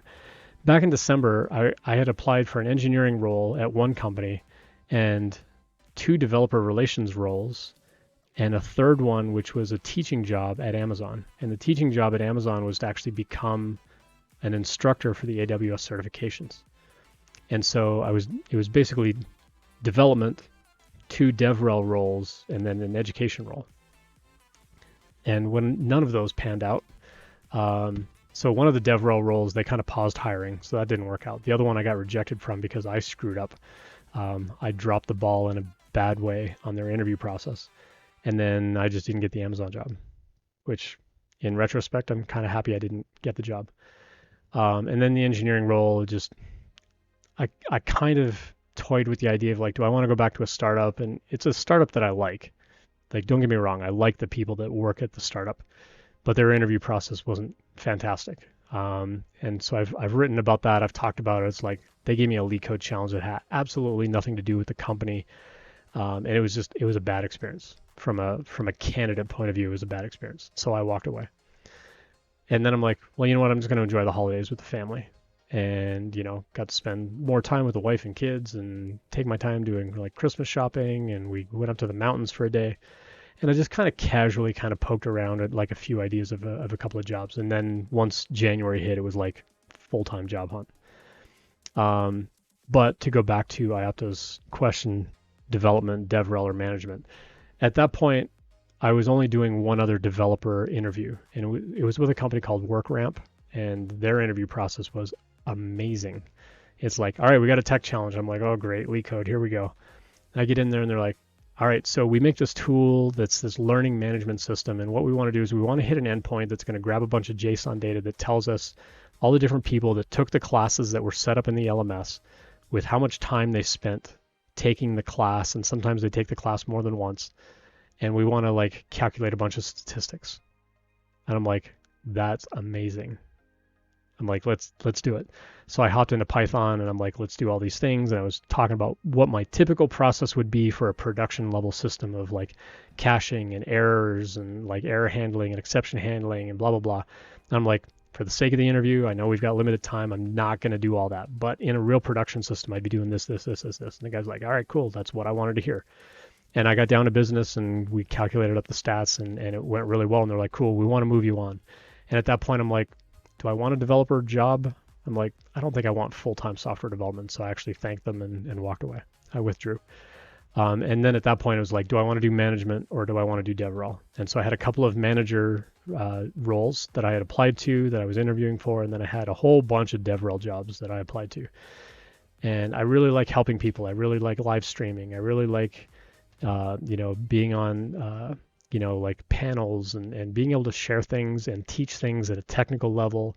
And I realized as a manager, I can kind of coach my team a little bit because I do have a ton of industry experience, but it's not the same as the hands-on kind of teaching and education that I'd rather be doing. And so as I was kind of wrapping up all the jobs, of all the job offers I had, one of them was a curriculum role. Actually, two of them were curriculum roles. Three of them were developer relations roles, and one of them was a manager role. And so at the end of it, I realized like DevRel is really what I want to be doing. I want to work in some kind of like developer advocacy / education / whatever, where I'm helping people learn, preferably with a cool tool like Postman, where I'm going to be working tomorrow, where it's a product that I believe in, that I can absolutely get behind and support. Absolutely love them as a product, as a company. They've been fantastic. Everyone I met on the team is like amazing. Really, really like all of them. Looking forward to working with everybody on that team. It's going to be fantastic. Zooey says, I don't know if I could do another 4 months of interviewing again. It was brutally, mentally, and emotionally. Yeah, for sure. Yeah, it's tough. Like if you've got full-time effort that you can put into the job hunt, then you can juggle things and you can kind of pace things yourself. But if you're in a position like Zooey, where it's like, okay, I'm done school, I need a job like tomorrow, then it feels like a really long process of like, can I please have a job? Like, please. For me, I was able to quit my job. I took 2 months off. Financially, I had the cushion, got plenty of cushion. I've been in the industry a long time. I've invested in stock equity and got a house and the whole bit. Like I've got money in the bank. Like it's no big deal for me to take time off. That's why I don't want to make money doing this streaming. I do all this for free. Like I said, if you really want to buy some like merch and get like a tech interview guide mug, you can go buy the merch. I make like $2 off a mug or something like that. Like it's not a big deal, but I'm going to turn around and give all that money away to like code schools and programs and stuff to help other people get into tech, especially not white dudes like me, because I believe very strongly in diversity and I want to support code schools that support that kind of diversity.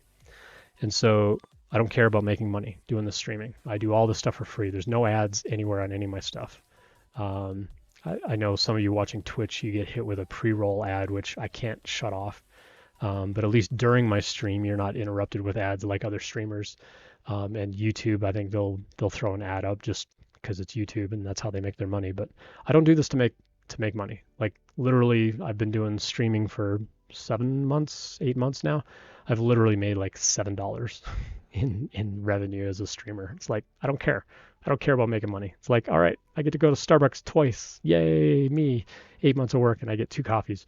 And I'm ecstatic about that. I think it's fine. I have no issue with that whatsoever. I'm not in this to make money, build a big giant name for myself. I'm just here to help people out. I love doing this for free. So yeah, if you've got the financial cushion to take time off and dedicate that to the job hunt, it is a little bit easier. But when you're under pressure to get a job, especially that first job in tech is horrible to get. It is so hard to get that first job. I'm not going to lie. It's the hardest thing. Once you get that first job, you get a little bit of experience, like work that job for a year and a half, literally everybody will be like knocking on your door to hire you. You just got to get that first job. That first job is the hardest job.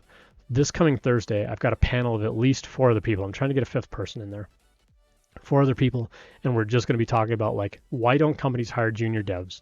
what can companies do differently to interview junior devs, actually hire them, invest in them, all that kind of stuff. Earth-based, appreciate the bits. Appreciate that. 700 bits. Dang. That's awesome. Doubled my revenue. Appreciate that. Thank you. I'll give you some blinky lights. It's the best I can do right now. Appreciate that. Appreciate the bits. That's great. I actually had a bunch of people start subscribing on Twitch. I'm like, please don't subscribe. Like, you really don't have to. Like, if you want to spend Jeff Bezos money and use your Amazon Prime thing to subscribe, then spend Jeff Bezos' money, but you don't have to spend your money to subscribe to my stuff. But I appreciate the bits. I do. I think it's great. I actually had a really interesting conversation with somebody last year in October or November, and it was somebody that put together a bunch of free material for learning programming. But what they did was kind of an intriguing idea, and I asked them for a phone call to explain it to me. And basically their whole thing is like, if you can't afford it, it's free. If you can afford it, it's like $200 to $400 for like the whole package of like videos and code samples and like all the stuff that you can put together.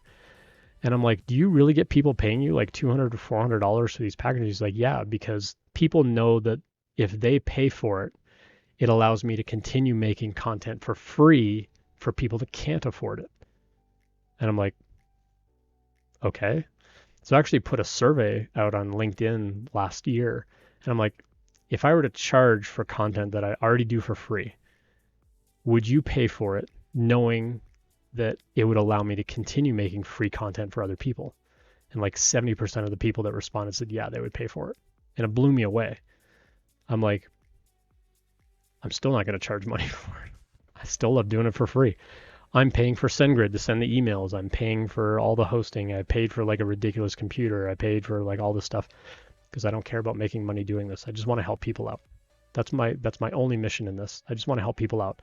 I'm a white dude in tech. I want to use my platform and privilege to help give voices to other people, and I want to help other people get into tech that have been historically marginalized and left out of tech. There's an over-representation of this in tech. And it's not to say that white men don't belong in tech, but there's kind of enough of us, let's be honest, and some of them are really toxic.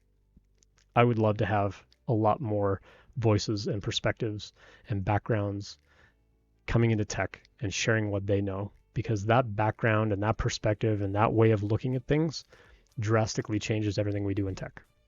It really does. I've seen it happen. I've seen it firsthand, that by having a diverse team, it makes everything around us better. And so I'm a big believer in that. So I'm happy if you want to support me on the channel, but I'm not asking for it. I would rather you just be part of the community, come hang out and chat, offer your perspectives, hang out on Discord, offer your perspectives in Discord, help people out, hang out on Twitter, find the spaces where I'm hanging out on Twitter and support me there. You know, retweet my things, like my videos, tell other people about my videos, tell other people about my YouTube channel, like help other people find this content. That's how you can help support me, is help other people find this content. I'm just doing it for free. I love doing it for free. I don't want to make money on it. So, Earthbase 2 says, I just sent $7 and I don't need job hunting advice. Appreciate that. Yeah, I love people that are just willing to support other people. I actually posted on Twitter earlier today that I love people who are just genuinely out there to help others. Like, that means a lot, because that's why I'm here. That's why I'm doing this. And when I see other people doing it, I want to support them and like elevate them and lift them up. And it's like, you're awesome for doing that. Keep doing that. That's all I hope to do, is just to have this kind of platform and keep doing this. But, you know, the folks that I've had on my stream as guests, yeah, there've been a lot of white people on as guests, but I'm very consciously focusing on diversifying who I have on the stream as guests as well. Again, I want to have this platform give other people a voice and help share their perspectives and share their journeys and share the challenges that they've gone through. And all of those people have been absolutely fantastic. I've loved having every single one of them on the stream. They've been great. Even when we don't agree on stuff. I had Jerome Hadaway from Vetsu Code. We were on the stream a couple of weeks ago, and I forget what the topic was, but we were like diametrically opposed. He's like, I believe this. I'm like, no, I think the total opposite. And he's like, no, this. And I'm like, no, this, that, like, nah. But it's fine. And I think in the tech industry, it's healthy to have those conversations. And I always tell people like, hey, never just listen to my opinion. Like, yeah, I've got opinions. I've been doing this a long time. I've seen a lot of resumes. I know what I like to see in a resume because the advice I give on resumes is stuff that I've practiced. They get me interviews. They get me noticed. Yeah, like having a lot of work experience will do that too, but I could have a really crappy layout on my resume and I won't get phone calls either. So I would rather help people understand like how to sort of position things on the resume and how to even build that resume to where your skills really stand out to that company for what they're looking for. Like that's the kind of advice I want to give. So if you're here from 100 devs, you saw the post that I put in one of the help channels the other day where I was talking about like make a really big resume, put everything on that resume. And then when you go apply for a job, make a copy of that, trim it back down to one page by ripping out all the stuff that company's not going to care about. They're not going to care about certain kinds of skills. They're not going to care about certain projects, but they are going to care about other things more than others. And so it's about realizing what is this company going to care to see on my resume? Let me trim everything else out and just send them what they're going to care about. And guess what? You're going to get phone calls because it shows that you took the time to learn what they want and you're catering your application to that.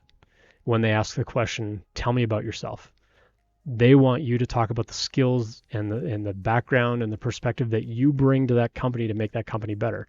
They're not asking for your life story. They don't want to hear about all those other irrelevant projects to them. They might be highly relevant to you. They might be some of the most like amazing projects that you've built and stuff that you're really proud of. But when it comes to that application, that explanation, that introduction, it needs to be what they want to hear about you as an applicant for that role. And so that's kind of the stuff that I talk about in my email series that you can sign up for as well.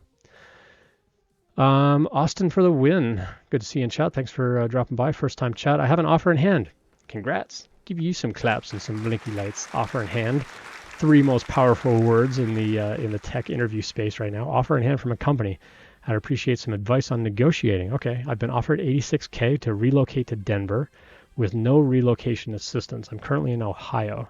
Okay, let me pause there. Denver's awesome. I live just northwest of Denver. So if you move to the area, by giving you this advice, you are obligated to meet me for coffee. All right, so you're currently located in Ohio. I'm just kidding about the coffee, but if you want to grab coffee, let me know. The cost of living in Denver is pretty steep. It's a lot higher for sure, yeah, especially compared to Ohio. Way cheaper than California. I moved here from California. It's way cheaper here than California. The salary band given by the company is 85 to 95. I didn't throw out a figure. Okay, so pausing there. So you got on the phone call with them. You made it all through the process. They told you the band was 85 to 95 and they offered you 86. Am I correct in that so far? Just drop that in chat. Let me know. I'm wondering how far above the band is worth negotiating. I'd love to target 110. Is that too much? Turing grad, by the way. Hey, cool. Taught at Turing for 4 years. So welcome. Okay, so if this is your first job at a Turing, 110's a little steep for an entry-level job.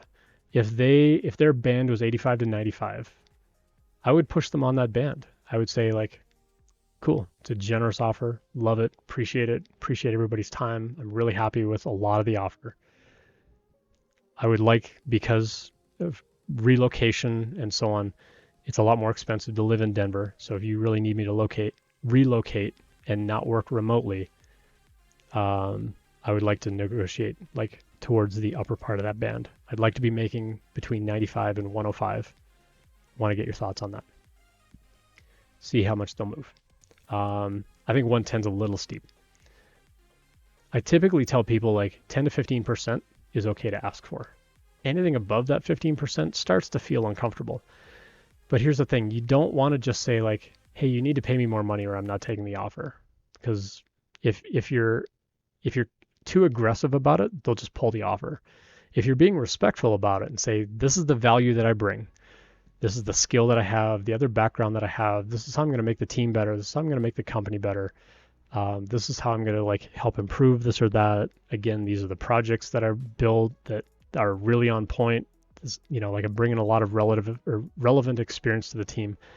I'd really like to be making 95 to 105. What can we do to get closer to that? And you've probably heard some of that language in the negotiation class because I helped write some of that curriculum. But you want to use like we and our and like collective sort of terms of like it's a partnership of like what can we do to get closer to that band, and see what they say. The worst that they'll come back is say we can't move on the salary. Maybe we could do a signing bonus or something, but it already sounds like they don't want to do relocation, which is interesting because I think the IRS actually gives companies some kind of kickback. Not kickback, it's the wrong word, but they give them some sort of benefit as a company if they relocate a worker and reimburse IRS expensable charges. So you can't expense everything about the move, but you can typically expense like the truck, lodging, meals, like a couple of meals, but like don't go out for like steak and lobster every night kind of thing, but like reasonable amounts of money for like meals and stuff. Like the company can reimburse that and then they get some kind of tax write-off for that. So I'm kind of surprised why they wouldn't do that. But yeah, I would try to negotiate. I mean, the fact that they brought you in at the bottom of their band, like really close to the bottom of the band, I would definitely negotiate and say I'd really, given salaries in the area, even being new in the industry, I'd like to be making closer to 95 to 105 because of the skills. Like, is there anything we can do to move that? See what they say. Like I said, the worst they'll say is no. The offer that I took at Postman, they came in with a really good salary, really good equity, and I kind of pushed back. I'm like, hey, your salary is not as high as the other offers that I have. Can we talk about salary and equity? And they got back on the phone and they're like, hey, we appreciate that you were transparent about that, because I told them what the other offers were. They're like, we actually can't move on the salary, but we'll give you like 40% more equity. I'm like, okay, like I'll take more equity, because I'm a big believer, like I said, in their product, in their company. I know that they're going places. Like, I'm happy to take that equity. They're maybe going to go public in a couple of years. Like they did like a Series E, which means, the next couple of steps are going to be towards going public, and all that equity is going to convert. And that's going to make Ian a happy guy. I typically wouldn't tell people like negotiate for more equity instead of salary. I actually tried to negotiate both, but they couldn't move on salary, and that's okay. They moved on equity. I was already happy with the offer, but they expect you to negotiate. So negotiate. The only Juan says this is a new background. Well, depending on how long it's been since you've been around on the stream, but I painted that wall. It used to be the same dark color that you see over here. It used to be like a really dark cyan color. I actually painted it a light gray and I changed up some of the lights and stuff. So, but yeah, and now I can make the lights blink and flash and get some clapping sounds for people like Estragoon89. Appreciate the follow. Thanks for that. Always appreciate when people follow. So yeah, keep dropping questions in. I'm happy to kind of hang out for a bit. I know I've been going a little over 2 hours. Normally I'd stop by now, but I'm happy to just hang out if folks have questions. Let me go check LinkedIn and Facebook because I haven't been watching them for questions. But to be honest, I don't get too many questions on LinkedIn and Facebook anyway, so I'd stop by now. Oh, I did have a question on LinkedIn, so let me address that. So someone asked on LinkedIn, if a recruiter requests if the interviewee has any questions, what are some appropriate things to ask? That's a great question. So on my recent job hunt, so I apologize, for the delay because I didn't have that chat window up. So I hope you're still around and still listening. So on my recent job hunt, I actually audio recorded all of my interviews just for myself to go back and listen to how I did, how I can improve my own answers. And it's how I got better and better and better. So when I interviewed back in November, December, actually October, November, December, for those other companies that I started my job hunt at, they'd be like, all right, tell us about your background. And I had already prepared some things, but I realized that while I'm saying things, I'm kind of jumping around like past to present to future to past, and felt like a Quentin Tarantino movie. And so I got much better at like practicing, like, okay, let me tell all of this in a chronological order. Let me start with what I want to be doing, how I can benefit your company, how I'm going to make things better, the skills that I bring, and so on. I got way better with practice over time. And a lot of that came from just audio recording my conversations and going back and listening to them. One of the things that I want to do in all that free time I have is go back and actually extract out all the questions that I asked during the interviews, especially the ones where they're like, oh, that was a good question, because I actually stumped some people a couple of times. One that I won't forget is when I stumped them on, why is your engineering team all male? And the guy kind of like did one of these on the call, and he's like, I know. He goes, I'm trying. I'm like, well, not really, because you're interviewing another male for the team. I like called him on it on the call. Like, why is your team all male? It's 2021. It's the end of 2021. Why do you only have men on your team? So yeah, and I walked away from several of those companies. I actually wrote that up on LinkedIn, and some guys started criticizing me. He's like, what do you mean you walked away from these jobs? Like, they were jobs. It's like, I didn't want to be another male. I didn't want to be another white male. I didn't want to be another white person at a company who was already led by all white people or already led by all men. I didn't want to contribute to that. Something I very strongly believe in, and I will not move my position on. And so I want to go back, and I actually want to find all those questions. So, and I've covered this on the last couple of streams, but I'll recap this real quick. The questions that you should ask should start really high level at the initial phone calls, and then as the interview process carries on, your questions should get deeper and deeper at a technical level. The first phone call that you get is going to typically be with a recruiter in the company, and so those questions should be, what's the interview process like? How many interviews are there going to be? What should I be studying? How can I best prepare? Who am I going to be interviewing with? Can you share a list of names of the people that I'm going to be interviewing with? That's the kind of stuff that you ask that first recruiter. The hiring manager screen, you can ask them a little bit more information about, hey, the recruiter said to study this. Is that still accurate? What kinds of code challenges am I going to be doing? Or what sort of take home should I be doing? How much time should I be allocating? And you can ask them very specific questions about that. From there, once you start getting into the technical actual interviews, let's say I'm interviewing Austin, or let's say Austin's interviewing me, and Austin's like another engineer. I'm going to be asking Austin things like, how often do you meet with your manager? Like, what does that one-on-one look like? How often does that happen? And then I'm going to ask the manager the same question later on. How often do you meet with your team? And I'm going to see how well those answers line up. I'm also going to ask Austin questions like, what do you like about your deployment process? Like, can you describe how you go from picking what you want to work to actually deploying it in production? Like, just tell me that at a high level. Like, what's sort of that process? What's the kind of timeline that would take? And what do you like and what do you not like about that process? What would you change if you could? And if you haven't changed it, why not?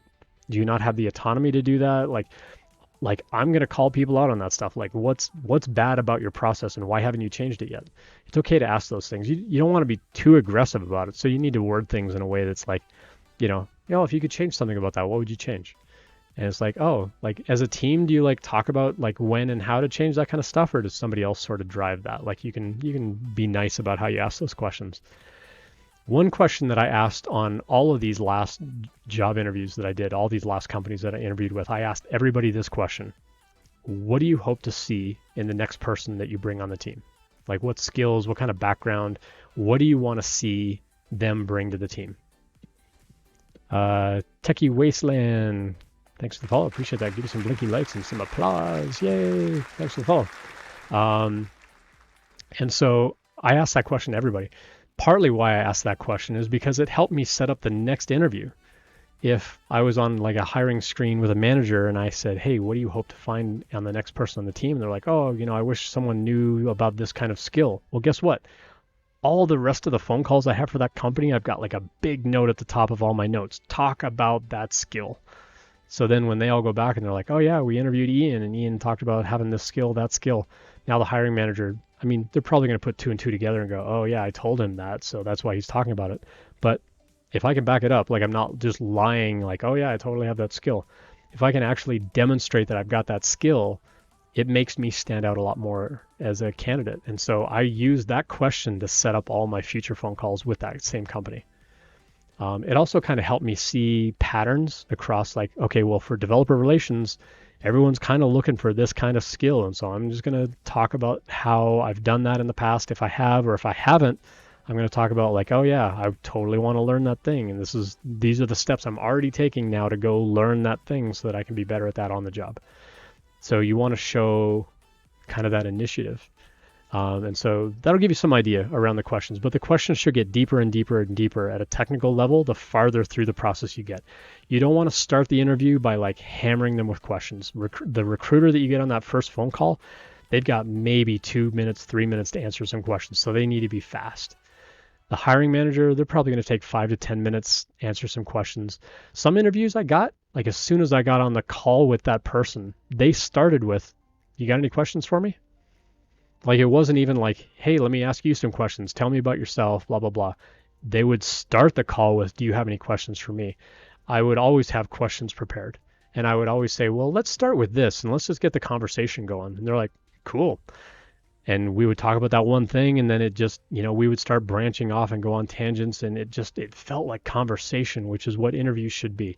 You'll hear me say this a lot on the stream. An interview should be conversation, not interrogation. I forget where I heard it. I heard that last year, and I'm like, I'm stealing it because that's a great phrase. An interview should be conversation, not interrogation. It shouldn't be, "Here's a question, give me an answer. Here's another question, give me an answer. Here's another question, give me an answer." Those are boring. Companies need to not do those. They need to make them conversation. Anyway, hopefully that'll answer that. I know I've said that a lot on the stream, so next time I see a question like that, I'll probably defer it a little bit or just tell people like, "Hey, go check out, the last couple of streams where I've addressed that kind of stuff." No questions coming in on Facebook. That was the only one on LinkedIn, so we'll keep going here. Zooey mentioned in chat, my question that threw the interviewer, what's something you wish new developers did more of? He said he wished new devs would ask more questions. They're the ones that advance quicker in the industry. Yeah, I agree. And one thing that I've told Zooey and other people on the stream, when you get into that job, whether you're, been in the job a long time, been in the industry a long time like me, or whether you're brand new, ask questions, write them down. Write down what their answers are. Like literally, like whether you get a notebook, like I've got tons of notebooks right here on my desk. I've got tons of these Moleskine notebooks. I love these things. I live by these things. I've got 2 of them right here beside me, plus just this little scratch pad, plus Post-it notes. Like I have no shortage of like things to write on. I've got like a whole thing of pens and pencils and Sharpies and whatever that I can like just jot stuff down really quick. So write stuff down. Ask the question, write down the answer.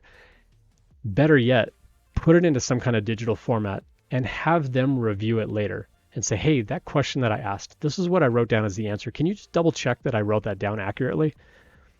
It does 2 things. One, it's showing that you really are there to learn and that you are picking up those things, that you're also willing to collaborate as a teammate and say, "Can you give me your feedback on this?" It shows that you're open to feedback. That's huge. If you are open to feedback, people are absolutely going to be open to giving you that feedback. One of the worst feelings is like, "Oh, I want to give Zooey some feedback, but I don't know how he's going to take it." If they know from day one, "Hey, I'm going to write this thing down. I'm going to ask you for some feedback later on. And like, you can tell me whether I'm right or wrong on how I wrote that down or how I diagrammed that thing out. But I want to make that available to like the next person that we bring on the team." I coached a Turing student to do this one time at their job. And they basically, Iopta, good to see you. Thanks for dropping by in chat. They wrote down everything. They wrote down just tons of stuff. They went into their boss and they're like, "Plunk, here's all this documentation that I've been writing down. So the next person that you onboard, they're going to have an easier time." It wasn't that they were quitting or that they were being critical about it. They're just like, "Hey, all this stuff I've been learning, here you go. I'm sharing it with you so that the next person that you bring on the team, like it's going to help them get up to speed." And their manager was like, "What?" It's like they won the jackpot. It's like they couldn't believe that they did that. And I coached them. I'm like, write all that stuff down, give it to the manager. Like it'll improve everything. It's going to improve their process to bring other people on. It improves your standing in the company because you're willing to share that knowledge back. But I think if you can kind of add that added step of like, let them know you're going to ask for feedback and they can give you any kind of feedback, then everybody, like when I start this job tomorrow, everybody on that team is going to know they can come to me at any time with feedback because I want that feedback. I absolutely want them to give me that feedback. And so I think that's a really crucial thing to do. So, all right, dropped a link to Discord. I've got a Discord group. If anybody wants to join, you're welcome to join us there. There's like general chatter and introduction channels and stuff like that. I do resume reviews in there as well. You're welcome to drop by anytime, ask questions about interview prep, because I'm only going to be live streaming twice a week. I am going to be doing other live streaming as part of the job, but it won't be interview prep related. I'm only going to be doing interview prep Sunday night and Thursday night. But in the meantime, if you want to come hang out on Discord, you're welcome to. Let's get to chat. We got another question in here from Austin. Um, what do you think is a solid time to break into game development? My skills grant me access to web dev jobs, but I'd love to pursue a career in game development somewhere down the line. I'm thinking of building up a portfolio of side projects. I mean, having proof that you can do the job is what's going to get you the interview in the first place. I think just going to a company, say like, hey, I really want to get into game development. They're going to say, well, have you done game development? You say no. They're like, why would we hire you? Most companies are not that altruistic of like, yeah, you got potential. Sure, we'll hire you. Most companies are not going to be that way. Most companies are going to be like, prove you can do the job and then we'll hire you for the job. Ours is the only industry where, a lot of people joke that the interview is harder than the actual job, but ours is like one of the few industries where you actually have to demonstrate you can do the job in order to get the job. And it's just the nature of what we do as programmers because it's such a diverse kind of industry. It's hard to really have like a good sense of like who's doing what, and who really has the capability that they claim to certain degrees and whatever. So yeah, I would absolutely start working on a portfolio. The sooner the better, so that you have like a big portfolio of things that you can show. Start small. Start with like simple game mechanics. Do like tic-tac-toe and Connect 4 and like just simple little like web-based kinds of games. From there, if you want to branch off into like Unity and like things like that, then you can. If you want to get into mobile game development, you can get into mobile game development. But again, like utilize the language that you already know and the platforms that you already know to try to build those things up. And then once you have that portfolio, then you can start kind of going around to companies, just start networking with them, get to know people and find out like, hey, like what's it like actually working in that industry. It is a pretty hard industry, I will tell you from experience. The game development industry is tough. It's very competitive, tends to be lower paying unless you happen to get really lucky and get put on like a major title. That almost never happens for new developers though. And new developers on the team are typically the ones like, yeah, sure, go like add that new shirt to that character or something. It's not like, oh yeah, you're gonna like add all the new game mechanics for like driving vehicles in the game that we've never done before. Like that's not going to happen for a new dev or somebody that's new in the industry. So I think keeping those things in mind and being realistic about it, I think would be good. But do your networking, build up that portfolio, ask advice from the people that you network with. Ask them for advice on your portfolio. Like, this is what I've built. What else could I be building? If I were to apply for a job, what would help me stand out as an applicant to that job? Get their advice, implement that advice, stay in contact with them. Because yeah, you need to be able to prove you can do the job in order to get the job. But I think it'll go a long way to show like I've been taking initiative for months and months. This is a portfolio that I've been building up, how I'm modeling things to kind of mimic what you already do as a company. And I really want a job. They're way more likely to bring you on board. Solid advice. Thank you. You're welcome. Yeah, that's what I'm here for. I love just giving my perspective. Again, my perspective could be skewed, but that's my experience. Having been in the game industry for a little while, it's pretty cutthroat, and unless you get onto a major title, it's actually pretty hard to get in. And they tend to work people pretty hard as well, because their whole thing is like everybody wants to be a game developer, and if you don't want this job, if you don't want to work, 60, 80 hours a week, somebody else will for that, slightly lower pay job than you'd get doing web development. But if you get on a major title and you get a major title to your name, then yeah, you kind of have it made at that point. You'll get all kinds of offers and people being interested in you at that point. But it's a tough industry. It's very competitive because a lot of people want those really like amazing jobs and amazing sorts of things on their resume. Estragoon says I missed a question. Let me scroll back and find it. Apologize for that. All right, Estragoon asked in chat, I'm going to complete my cybersecurity certification in May. Congratulations. What should be my first step? What should I be looking for as well? Cybersecurity. Let me hydrate and think on that for a moment.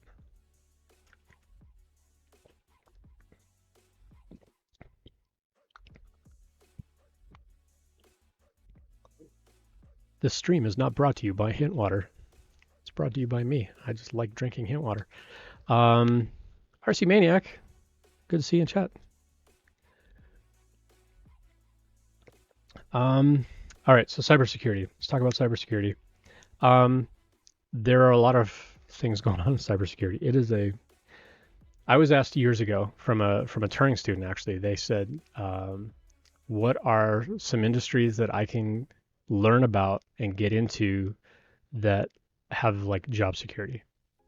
Like they're always going to grow, like they're always going to be around. When we see things like Web 2.0 and Web 3 and how drastically those things are changing, when we look at mobile development and how drastically those things are changing, in my opinion, the two things that are going to stick around that every company is going to need, every company is going to be building and developing over time, DevOps and security. Those two things are not going away. How you deploy that code, how you manage your servers or cloud infrastructure, whatever, that's not going away. Combined with that is security, data security, code security, like all that kind of stuff. Those two things are not going away. So I would say to start out with is figure out how you want to use cybersecurity. Like what sort of branch do you want to get into? Do you want to get into like user data privacy and like HIPAA and things like that, and like more of the DevOpsy side of like how do you encrypt data at rest and how do you encrypt data in transit, all that kind of stuff? Or do you want to be more of the developer security where you're screening the code that you write to make sure that it doesn't have bugs, it doesn't have security leaks or data leaks or ways for people to, like malicious people to get in and start mucking things around. But then there are like whole other areas of cybersecurity that I don't even know about. It's a big industry. It's a big kind of evolving thing. And it's a little bit like DevOps where like cybersecurity means different things to different companies. So I would say the first thing to do is really figure out like what part of that industry do you want to be a part of, because there's so many different sort of pieces to cybersecurity and info security, or InfoSec as we call it. There's also DevSecOps, which is the developer operations with security in it. So that's more the DevOps side of like securing the servers and protecting against like DDoS attacks and things like that. So that's more the DevSecOps. And then you've got like InfoSec, which is like just, they're watching everything about the company, everything from like email phishing attacks to, data breaches and things like that. And then you've got like the software screening kinds of tools. So there's lots of different areas that you can get into for sure. So I would say that would be the first thing I would do. So once you get that certification, figure out what is like other people that get that certification, what are they doing in the industry? What are they doing with that? Are they programmers? Are they DevOps? Are they just generalized sort of InfoSec people? Are they consultants? Like what kind of work do they do? And then figure out, do you also want to do that kind of work? Or do you want to apply that certification in some other way? Because I think that it's totally okay to sort of play with different ideas around like what you want to do. Sorry, I'm distracted by the little parachutes. Python name 3D printer. I would say that would be the first thing I would check is what area in that industry do you want to be a part of? And then from there, like how can you use that? RC Maniac says, I have multiple friends in cybersecurity. They won't be awake right now. One is infamously known for being targeted by a nation state for the tools they worked. Interesting. Yeah, InfoSec is like InfoSec and data security, all those kinds of things. Those are things that are not going away anytime soon. Companies are going to be really concerned about like ransomware and all that kind of stuff. I saw a really interesting one. I used to have like a network file storage device here at home. I unplugged it years ago. But it's from a company called QNAP, QNAP. And they actually recently got targeted by ransomware people. They figured out how to exploit these things that people were like putting on the internet foolishly, and surprise, they got hacked.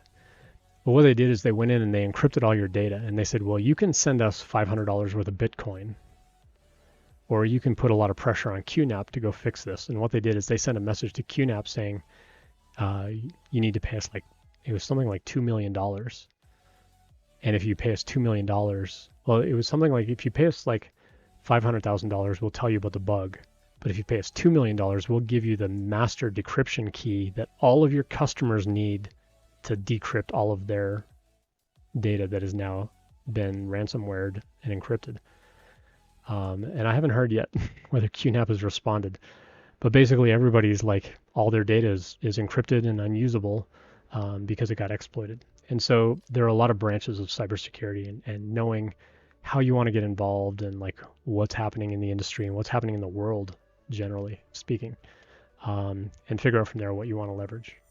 I know it sounded very vague and very generalized as advice, but without knowing a little more context about what the certification is that you're getting and what your background is and how you plan to use it, it's harder for me to come up with an answer for that. So, but if you have more like specific details on that, I'd be happy to kind of refine my answer and so on. Otherwise, I've been going for 2.5 hours. Can't believe it's been 2.5 hours already. And yes, RC Maniac, this is a hint. This is my big hint. This is my regular hint. This is my big hint. Yeah, they made 1 liter bottles now. So I'm a happy guy. I like hint water, except the pineapple stuff. That stuff's just gross. I still have like 2 or 3 bottles of it that I have to drink.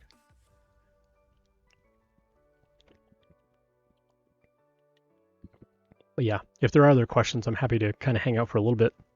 Otherwise, I gotta get to bed early because I start a new job tomorrow.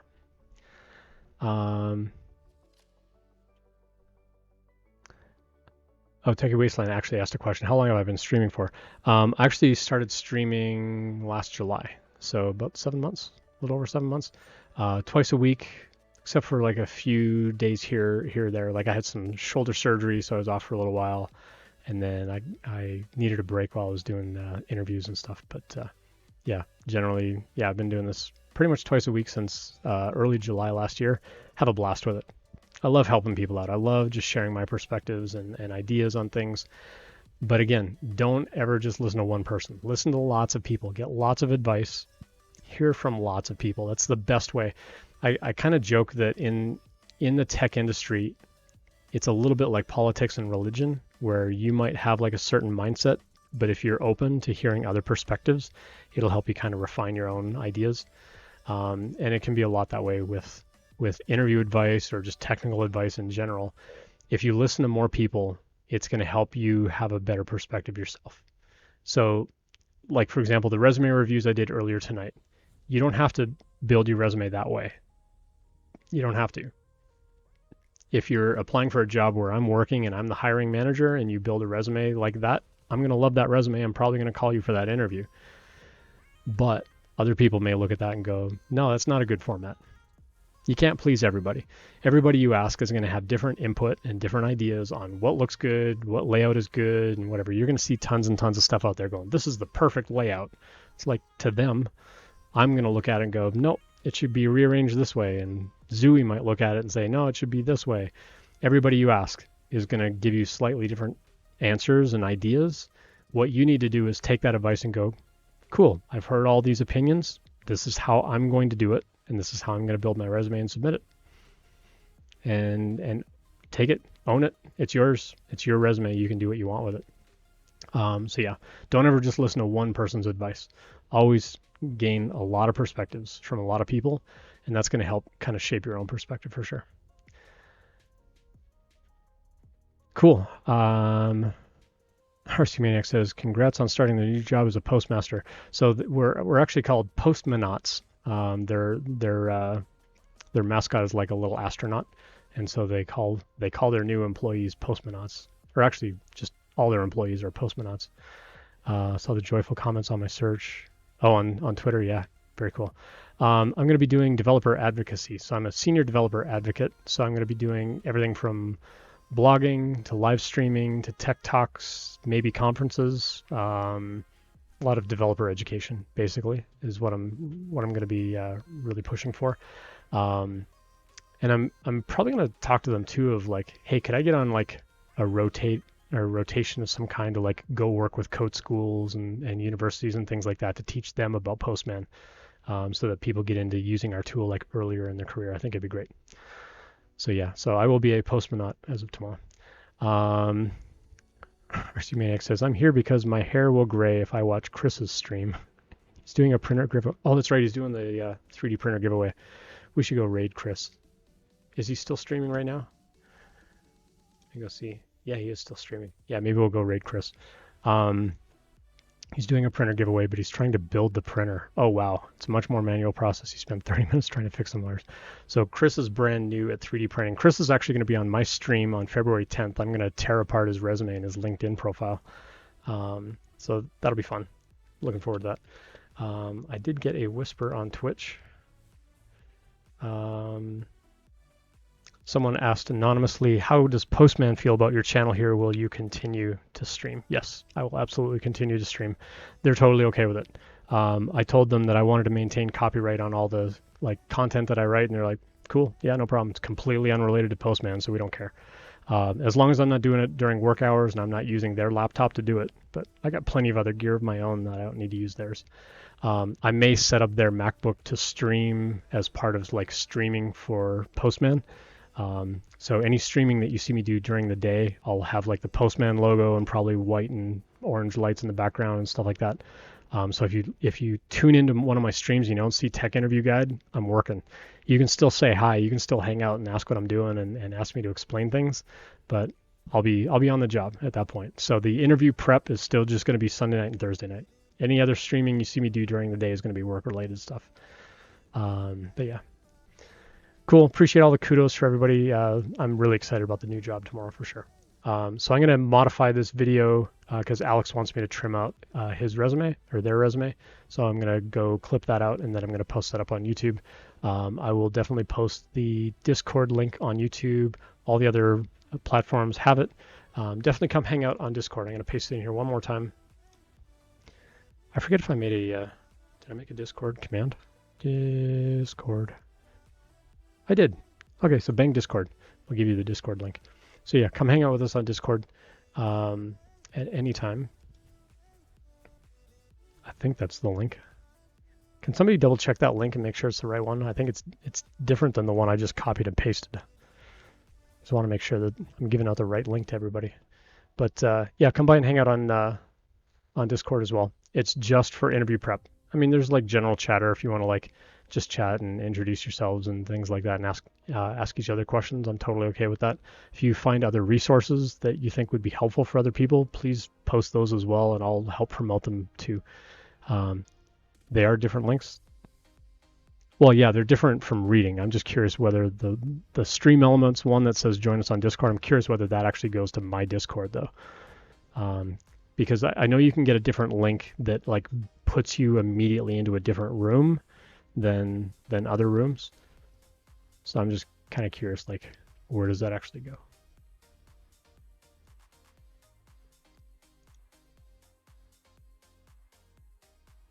I clicked on it myself. Oh, it actually, so the join us on Discord link, I think bounces you right into the resume review channel, which is fine.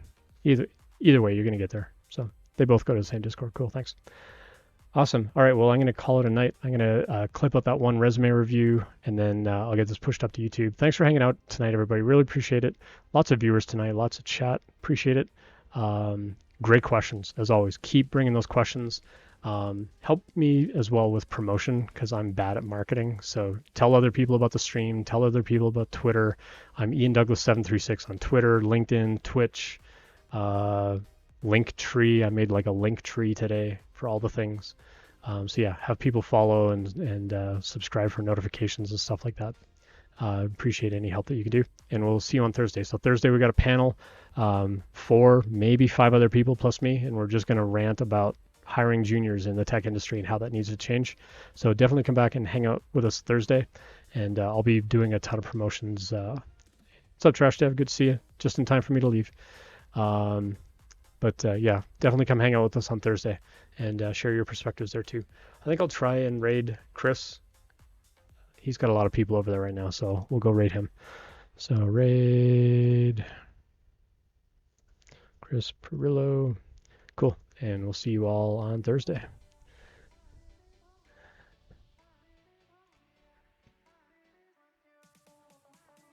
Cool. Thanks for hanging out, everyone. See you later.